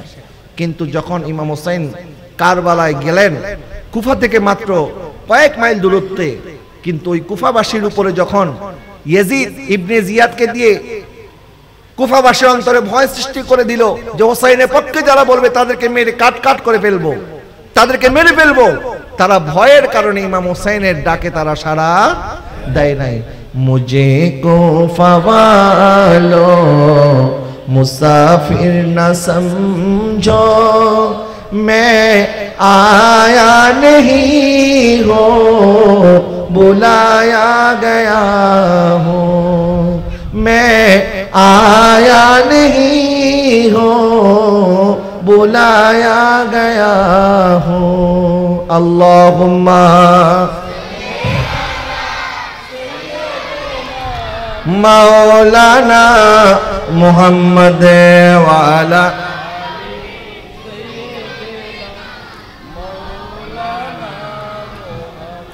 তাহলে সেই কুফাবাসী যারা ইমাম হুসাইনের সাথে প্রতারণা করেছে, ইমাম হোসেনকে দাওয়াত দিয়ে ইমাম হোসেনকে পৃষ্ঠ প্রদর্শন করেছে, আসল মুনাফিক হচ্ছে তারা। কথা বলেন ঠিক কিনা?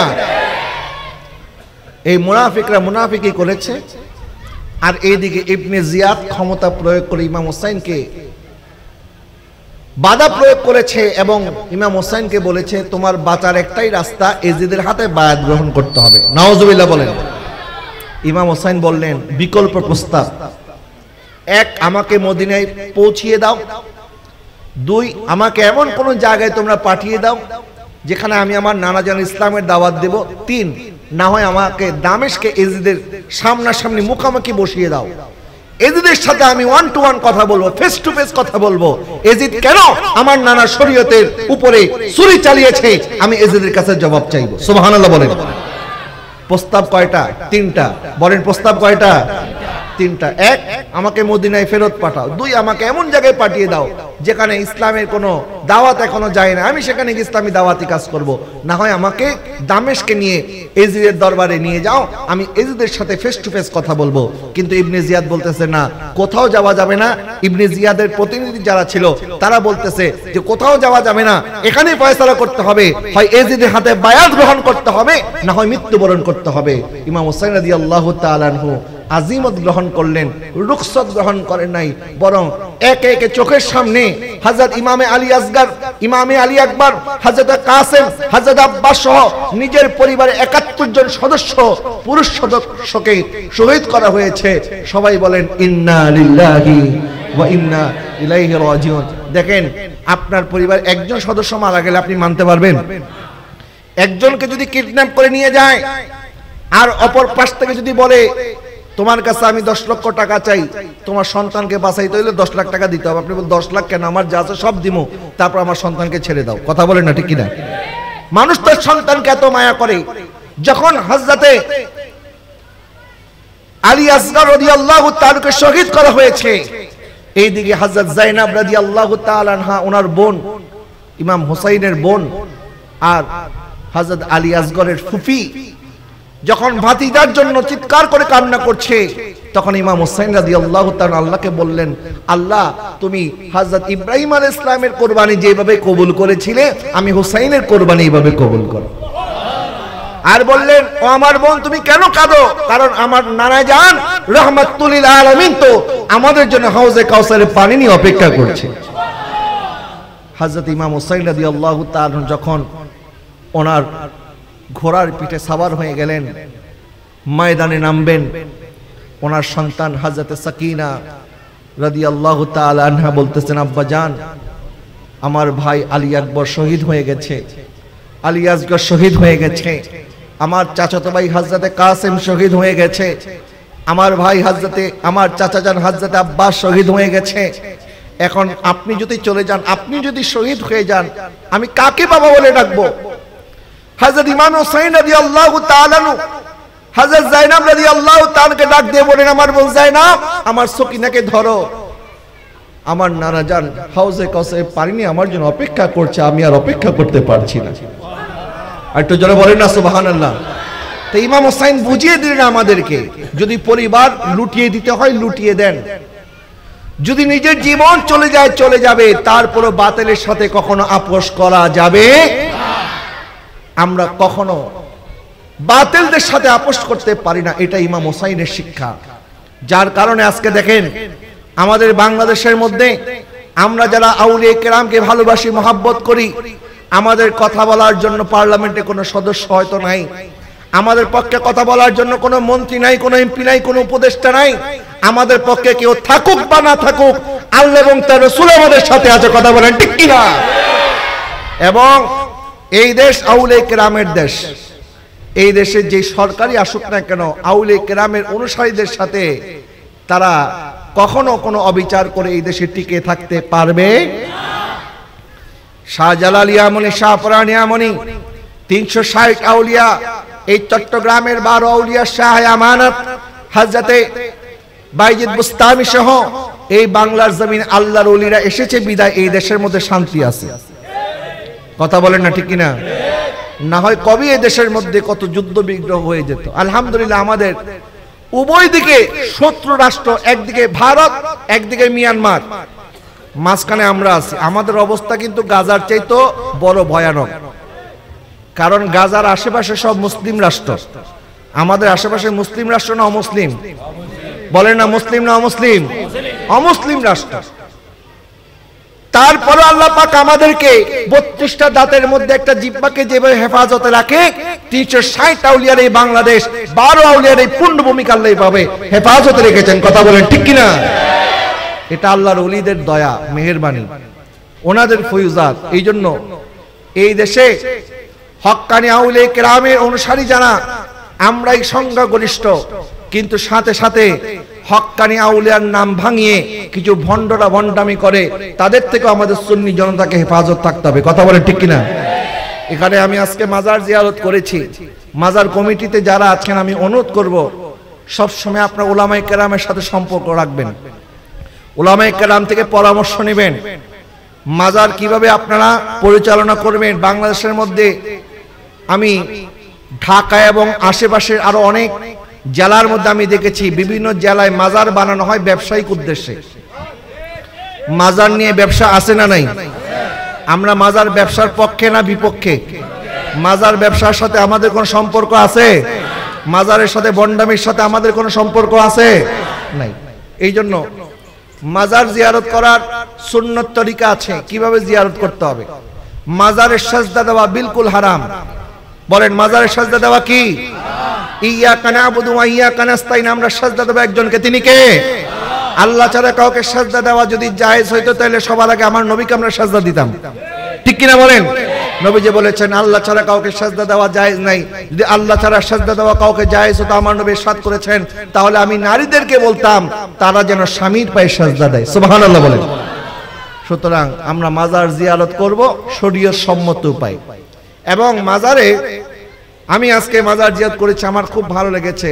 এটা আপনাদের কাছে আমার একটা রিকোয়েস্ট, আমার নবীজি সাল্লাল্লাহু আলাইহি ওয়াসাল্লামের রওজা মুবারকের যে অবকাঠামো, এটা যদি আপনারা দেখেন তাহলে আপনারা ইতিহাস যদি একটু পর্যালোচনা করেন তাহলে দেখবেন নবীজির রওজা মুবারকের চতুর্পাশে আমরা যে বাউন্ডারিটা দেখি, যেটা এখন সোনালী কি বলে জালি মুবারক, আবার রিয়াজুল জান্নাতে যখন আমরা নামাজ পড়ি ওই পাশে আমার নবীর রওজা মুবারককে সেটা আবার সবুজ কালারের, সেই জালিটা কি কালারের?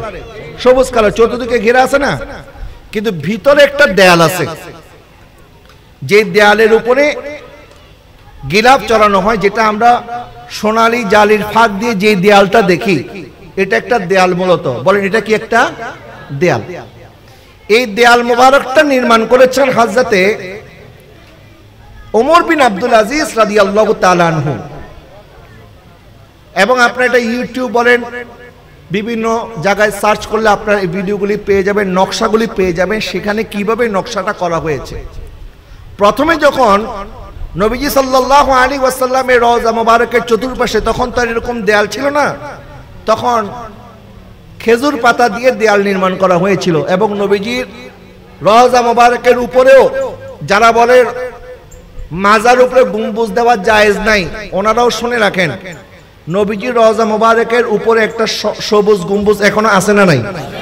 আরেকটু জোরে বলেন আছে না নাই? আছে। নবীজির দুনিয়াবি হায়াত ওফাতের পর সাহাবায়ে কেরাম আমার নবী সাল্লাল্লাহু আলাইহি ওয়াসাল্লামের রওজা মুবারকের চতুর্পাশে ওনারা বাউন্ডারি দিলেন এবং উপরে একটা ছাউনি দিয়ে দিলেন, মানে উপরটাও ঘিরে দিলেন, বন্ধ করে দিলেন। তো যখন মদিনা শরীফের মধ্যে বৃষ্টি হয় না, একবার সাহাবায়ে কেরাম হযরত আম্মা জান আয়েশা সিদ্দিকা রাদিয়াল্লাহু তাআলার কাছে গিয়ে বললেন, আয়েশা, আম্মা জান উম্মুল মুমিনিন, মদিনায় পাকে বৃষ্টি হচ্ছে না, আপনি কিছু একটা করেন। তখন তিনি বললেন, তোমরা এক কাজ করো, নবীজির রওজা মুবারকের উপরে যে সামিয়ানাটা আছে এটা তোমরা একটু সরাইয়া দাও। সরাইয়া দিলে যখন আকাশের সাথে নবীর রওজা মুবারকের সরাসরি সম্পর্ক হয়ে যাবে, যখন নবীর রওজা মুবারকের সাথে আকাশ একদম খোলামেলা থাকবে, তখন আকাশ লজ্জায় পড়ে বৃষ্টি নাজিল শুরু হয়ে যাবে।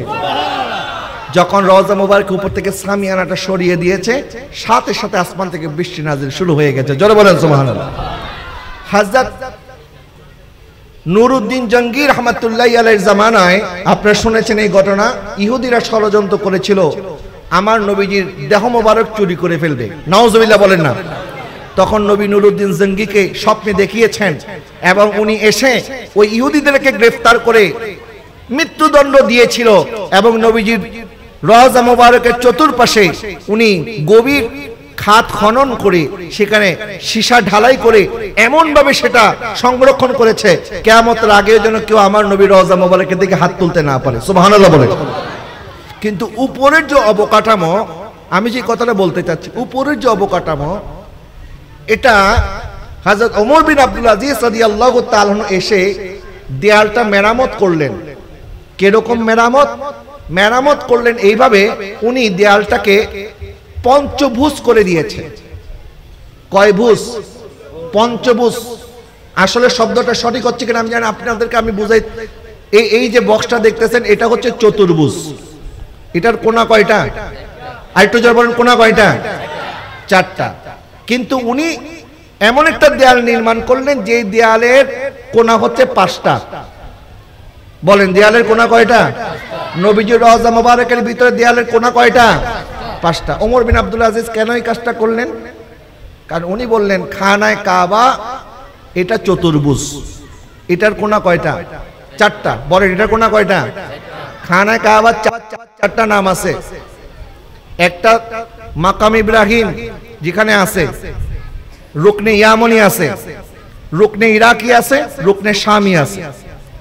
খানায়ে কাবার দেয়াল চতুর্ভুজ, এই জন্য ওমর বিন আব্দুল আজিজ রাদিয়াল্লাহু তাআলা বললেন আমার নবী রওজা মোবারক যদি চতুর্ভুজ হয় তাহলে এটা খানায়ে কাবার সাথে সাদৃশ্য হয়ে যাবে, সাদৃশ্য যেন না হয় এই জন্য উনি এটাকে আরেকটা কোণা বাড়ায় দিলেন, পঞ্চভুজ করলেন, পাঁচটা কোণা বানাইলেন।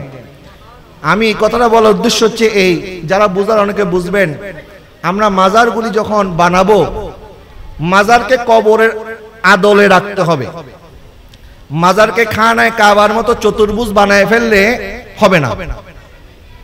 অনেক মাজার আছে অনেক অনেক উঁচা লম্বা করে, এগুলি শরীয়তের ফয়সালাগুলি আপনারা উলামায়ে কেরাম থেকে জেনে নেবেন। মেহেরবানি করে ফিতনা হয় না, ফিতনা যেন না হয় এমন ভাবে আপনারা মাজার পরিচালনা করবেন যেখানে গেলে ফিতনা হবে মানুষ, কারণ মানুষ হচ্ছে দেখা কাজ করে।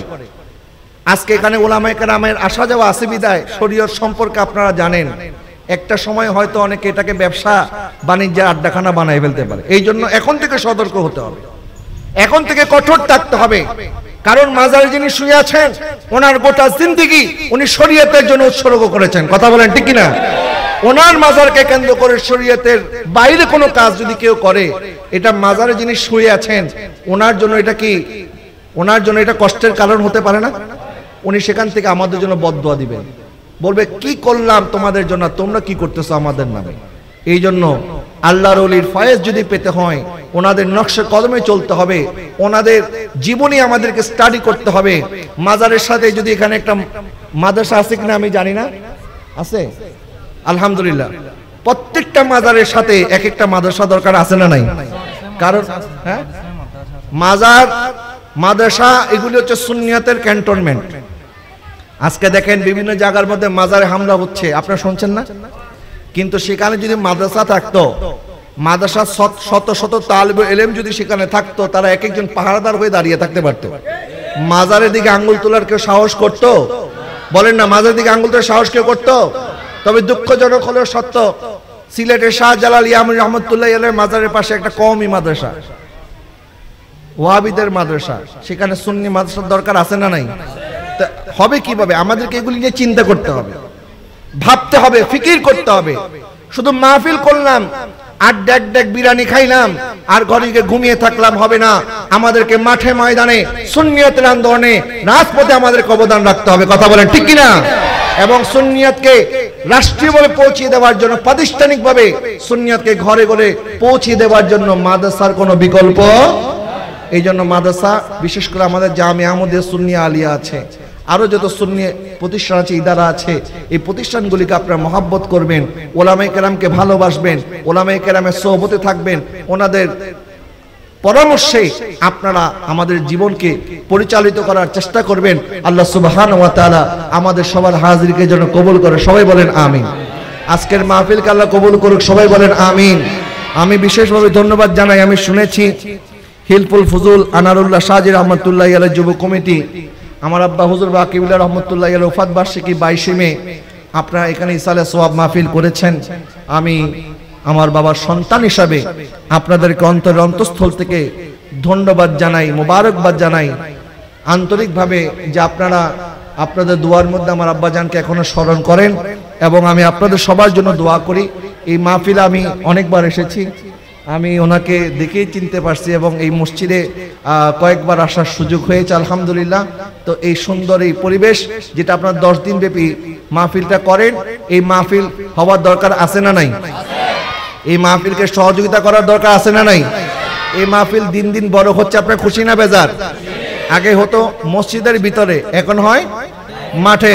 তো এখন আমি অনুরোধ করবো এটাই যে মসজিদ থেকে বের হয়ে মাঠে আসছেন এই জন্য নয় যে নামাজ না পড়লেও চলবে মনে হয় নাকি, যে মসজিদ থেকে বের হয়ে গেছি তাহলে আর মসজিদের সাথে সম্পর্ক নেই, এরকম কিছু।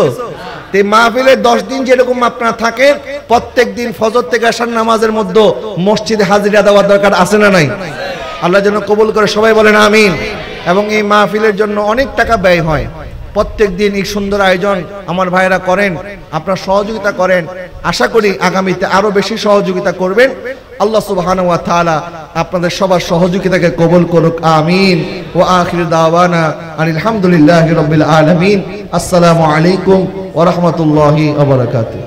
ইয়া নবী সাল্লাল্লাহু আলাইকা ইয়া রাসূল সালাম আলাইকা ইয়া হাবিব সালাম আলাইকা সালাম সিদি ইয়া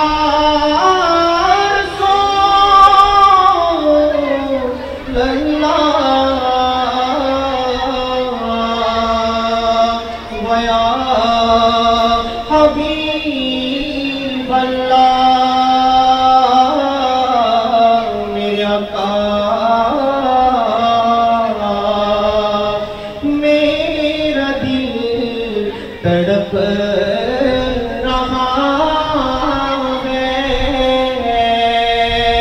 मेरा जल रहा सीना, ये दवा मिलेगी मुझे, ले चलो मदीना या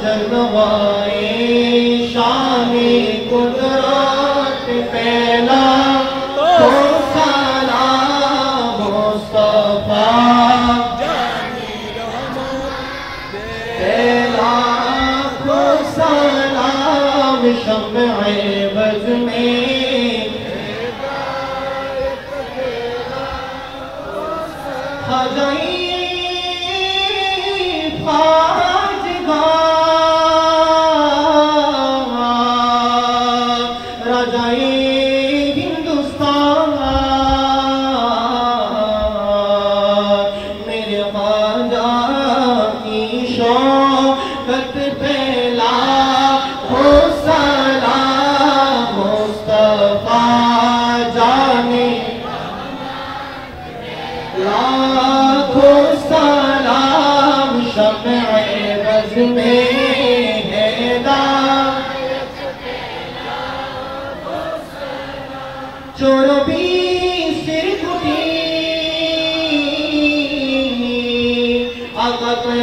सौब शाह आशिक़े मुस्तफा हजरत अनारुल्लाह शाह जिनके हर आदा सुन्नते मुस्तफा ऐसे पीरे तोरी कत पेला सलाम मुस्तफा पेला सलाम शम्ए बज़ में हैदायत कोई हाजी भाई जाई मोदीना रोज़ा पाके सलाम जाना ओई हाजी भाई जाई मोदीना रोज़ा पाके सलाम जाना मुदेरो सुभे जाओ ए सलाम होनो बीजी पाठिए दिलाम शिरोरे रेके लो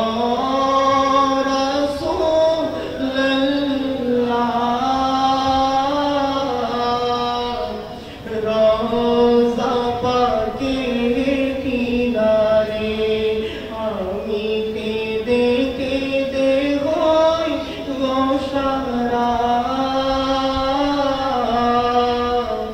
धुनो करो दीदारे या इलाही सदक़े अहले बैते रसूल ये सलामी आजिज़ाना हो कबूल मदीने की चाँद हज़ारों सलाम मदीने की चाँद लाखों सलाम मदीने की चाँद करोड़ों सलाम मदीने की चाँद बेहद सलाम बलगल उला बिकमालिही कशफ तुजा बिजमाली हज़रत हमारी मजलिस से आप प्रार्थना करो तापर बंदी हुए इल्लल्लाह ला इलाहा इल्लल्लाह ला इलाहा इल्लल्लाह ला इलाहा इल्लल्लाह ला इलाहा इल्लल्लाह ला इलाहा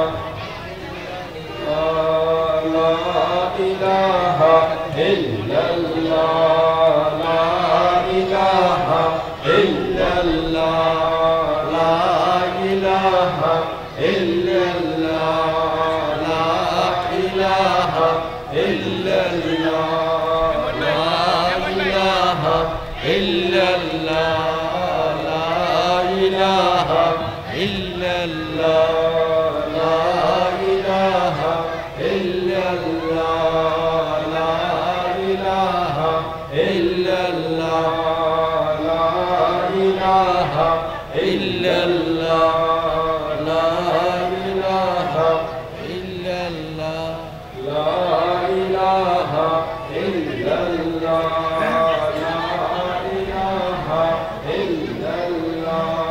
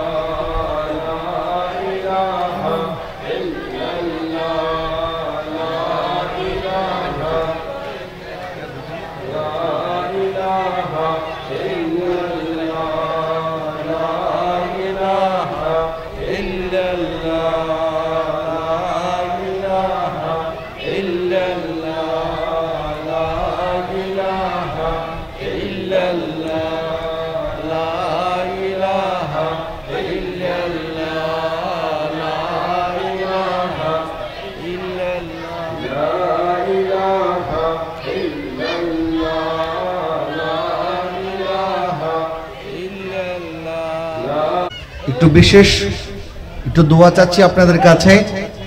আমাদের জামিয়া আহমদিয়া সুন্নিয়া আলিয়ার একজন একনিষ্ঠ এই দরবারের একজন একনিষ্ঠ খাদেম, যিনি জামিয়ার হেফজ বিভাগের জন্য যে 6তলা ভবন আছে এই ভবনটি যিনি নির্মাণ করে দিয়েছেন, আলহাজ মোহাম্মদ শেখ আহমদ সাহেব, উনি আজকে সকাল থেকে উনি লাইফ সাপোর্টে আছেন। আমার রুজুকুল আলমের খুবই কাছের একজন পেয়ারা বাচ্চা। আলহাজ শেখ আহমদ সাহেবের জন্য দোয়া করবেন। আল্লাহ পাক ওনার যদি হায়াত থেকে থাকে আল্লাহ যেন ওনাকে ফিরিয়ে দেয়, আর যদি ওনার হায়াতের বরাদ্দ শেষ হয়ে যায় আল্লাহ পাক ওনাকে যেন ঈমানের সাথে যেন কবুল করে। সবাই বলেন আমিন। এইভাবে আমাদের অনেকে অসুস্থ আছেন, প্রত্যেকের জন্য আমরা দোয়া করি আল্লাহ পাক প্রত্যেকের জন্য শেফায়ে আজলা কামিলা নসিব করে, আমাদের দেশের উপরে যেন আল্লাহ খায়ের এবং বরকত নাজিল করে। আল্লাহুম্মা আমিন।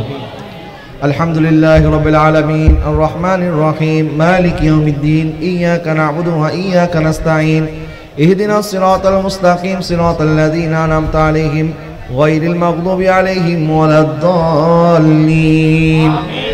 সালাতু ওয়া সালামুন আলাইকা ইয়া রাসূলুল্লাহ ওয়া আলা আলিকা ওয়া আসহাবিকা ইয়া রাহমাতাল লিল আলামিন ইয়া রাব্বাল আলামিন। আল্লাহ আহলে বাইতের স্মরণে আজকের আজমুশান মাহফিল যে সংগঠনের পক্ষ থেকে আয়োজিত হয়েছে, হিলফুল ফজুল হযরত আনারুল্লাহ শাহ জি রহমতুল্লাহি আলাইহি যুব কমিটির পক্ষ থেকে আজকের এই মাহফিলকে আল্লাহ তোমার শাহী দরবারে কবুল করো। আল্লাহর 10 দিন ব্যাপী আল্লাহ আমার ভাইরা অক্লান্ত পরিশ্রম করে মেহনত করে এই সুন্দর মাহফিল সাজিয়েছেন। আল্লাহ যারা যেভাবে কষ্ট করে টাকা দিয়ে পয়সা দিয়ে শ্রম দিয়ে বুদ্ধি দিয়ে যে যেভাবে সহযোগিতা করেছেন আল্লাহ প্রত্যেকের সহযোগিতাকে কবুল করো ইয়া রাব্বাল আলামিন। আল্লাহ আমার ভাইরা অক্লান্ত পরিশ্রম করে আজকে সুন্দর মাহফিলকে সাজাতে গিয়ে আল্লাহ 10 দিন ব্যাপী যারা এই অনুষ্ঠান শুনে যাচ্ছেন শ্রবণ করছেন আল্লাহ প্রত্যেকের আশা যাওয়াকে তোমার শাহী দরবারে কবুল করে নাও। আল্লাহ যে সমস্ত উলামায়ে কেরাম এই মঞ্চে তাশরীফ আনছেন আল্লাহ প্রত্যেকের তাশরীফ আওয়ারিকে তোমার শাহী দরবারে কবুল করে নাও। ইয়া আল্লাহ আমাদের জানা অজানা ইচ্ছা অনিচ্ছা প্রকাশ্য গোপন ছোট বড় আল্লাহ যত গুনাহ আছে সমস্ত গুনাহ থেকে আমরা তওবা করছি মাওলানা কারীম, আমাদের তওবাকে তওবাতুন নসূহ হিসেবে কবুল করে নাও। আল্লাহ আমাদের সমস্ত ইবাদত বন্দেগী তোমার শাহী দরবারে কবুল করে নাও। 5 ওয়াক্ত নামাজ বা জামাত আদায় করার তৌফিক দান করো। আল্লাহ আমাদের সবাইকে হালাল রুজি রোজগারের তৌফিক দান করো। আল্লাহ হারাম থেকে বাঁচার তৌফিক দান করো। আল্লাহ সমাজের মধ্যে যারা বিশৃঙ্খলা সৃষ্টি করে, আল্লাহ যারা সমাজের মধ্যে ফিতনা ফাসাদ সৃষ্টি করে আল্লাহ তাদের থেকে আল্লাহ আমাদের সবাইকে তুমি হেফাজত করো। আল্লাহ আমাদের দেশের উপরে তোমার খায়ের এবং বরকত নাজিল করো। আমাদের সবাইকে আমাদের পরিবারের সবাইকে হাসিদিনে হাসাদ থেকে নিন্দুকের নিন্দা থেকে জালেমের জুলুম থেকে আল্লাহ জমিন আসমানের সমস্ত প্রকার কাহার গজব থেকে আল্লাহ তুমি আমাদের সবাইকে হেফাজত করো। আল্লাহ আমার মা বোনরা যারা হাত তুলেছেন আমার মা বোনদের দোয়াগুলিকে তোমার শাহী দরবারে কবুল করো। আল্লাহ যাদের সন্তান হয় না বে আওলাদদেরকে নেককার সন্তান দান করে দাও। আল্লাহ যাদের ঘরে উপযুক্ত ছেলে মেয়ে আছে আল্লাহ যারা উপযুক্ত হয়েছেন আল্লাহ তাদেরকে আল্লাহ বিবাহ বন্ধনে আবদ্ধ হওয়ার তৌফিক দান করো। আল্লাহ যারা বেকার আছেন তাদেরকে হালাল রুজি রোজগারের ব্যবস্থা করে দাও। আল্লাহ যারা দোকানদারি করেন ব্যবসা বাণিজ্য করেন তাদের ব্যবসার মধ্যে বরকত দান করো। আল্লাহ যারা চাকরি করেন চাকরির মধ্যে প্রমোশন দান করো। আল্লাহ এইচএসসি আলিম পরীক্ষা চলছে আল্লাহ আমার পরীক্ষার্থী ভাই বোনদেরকে ভালোভাবে পরীক্ষা দেওয়ার তৌফিক দান করো। আল্লাহ মা বাবার মনসা অনুযায়ী আল্লাহ ভালো রেজাল্ট করার তৌফিক দান করো। আল্লাহ মরহুম হাবিবুর রহমান এবং তার পরিবার, মরহুম ইউসুফ বলি এবং তার পরিবারের জন্য দোয়া চাওয়া হয়েছে আল্লাহ তাদের হকের মধ্যে দোয়াকে কবুল করো। আল্লাহ আমার ডানে বামের সামনে পিছনে আল্লাহ আল্লাহ তোমরা অনেক নেককার বুজুর্গ বান্দা হাত তুলেছেন আল্লাহ তাদের উসিলে আমাদের দোয়াকে কবুল করো। আল্লাহ এই জমিনের মধ্যে যিনি ঘুমিয়ে আছেন হযরত শাহ সুফি হযরতে আনারুল্লাহ শাহ জি রহমাতুল্লাহি আলাইহি, আল্লাহ ওনার উসিলায় আমাদের সবার দোয়াকে কবুল করে নাও। আল্লাহ আমাদের জীবনে বারবার হজ্জে বাইতুল্লাহ সোনার মদিনার জিয়ারত নসিব করে দাও। আল্লাহ আজকের এই মাহফিলের তাবারুককে আমাদের শেফা হিসেবে কবুল করো। আল্লাহ আমার ভাই আল্লাহ শেখ আহমদ সাহেব, আল্লাহ উনি সাকারাতের বিছানায় আছেন, আল্লাহ যদি হায়াত থেকে না থাকে মাওলাই করিম আল্লাহ ঈমান সহকারে আল্লাহ দুনিয়া থেকে যাওয়ার তৌফিক দান করো। আল্লাহ যদি আল্লাহ তুমি ওনার হায়াত রেখে থাকো মাওলাই করিম, আল্লাহ সুস্থতার সাথে পরিবারের কাছে আবার তাকে ফিরিয়ে দাও। আল্লাহ ওনার পরিবার পরিজনকে ধৈর্য ধারণ করার তুমি তৌফিক দান করো ইয়া রাব্বাল আলামিন। আল্লাহ যার হাতের দোয়া তোমার দরবারে কবুল হয়েছে তার হাতের উসিলায় আমাদেরকেও আমাদের সবার দোয়া তুমি কবুল করে নাও। আল্লাহ মক্কা মদিনার মুসাফির না মানে আমাদের কবরে নিও না মাওলা। জীবনে হবে কি তোমার দিদার ইয়া রাসূল, হে আশায় রয়েছি মোরা গুনাহগার ইয়া রাসূল। ना छोटे हाथ से दामन तुम्हारा या रसूल अल्लाह, हमेशा ये रहे कायम सहारा या रसूल अल्लाह। আল্লাহ মওতের নিদানে তোমার নবীর জিয়ারত না করায়া আমাদের কাউরে কবরে নিও না। আল্লাহ কবরে আমার নবীকে চেনার তৌফিক দান করে দিও। হাসরে আমার নবীর সুপারিশ নসিব করে দিও। আমার নবীর হাত মুবারক থেকে হাউজে কাউসারে পানি নসিব করে দিও। আল্লাহ জান্নাতুল ফেরদৌসে তোমার নবীর প্রতিবেশী আমাদেরকে বানায়া দিও। মওতের নিদানে আমার নবীজির চেহারা মুবারক দেখাইয়া আমাদের প্রত্যেকের মুখে এবং কলবে জারি করে দিও মধুর কালেমা লা ইলাহা ইল্লাল্লাহু মুহাম্মাদুর রাসূলুল্লাহ।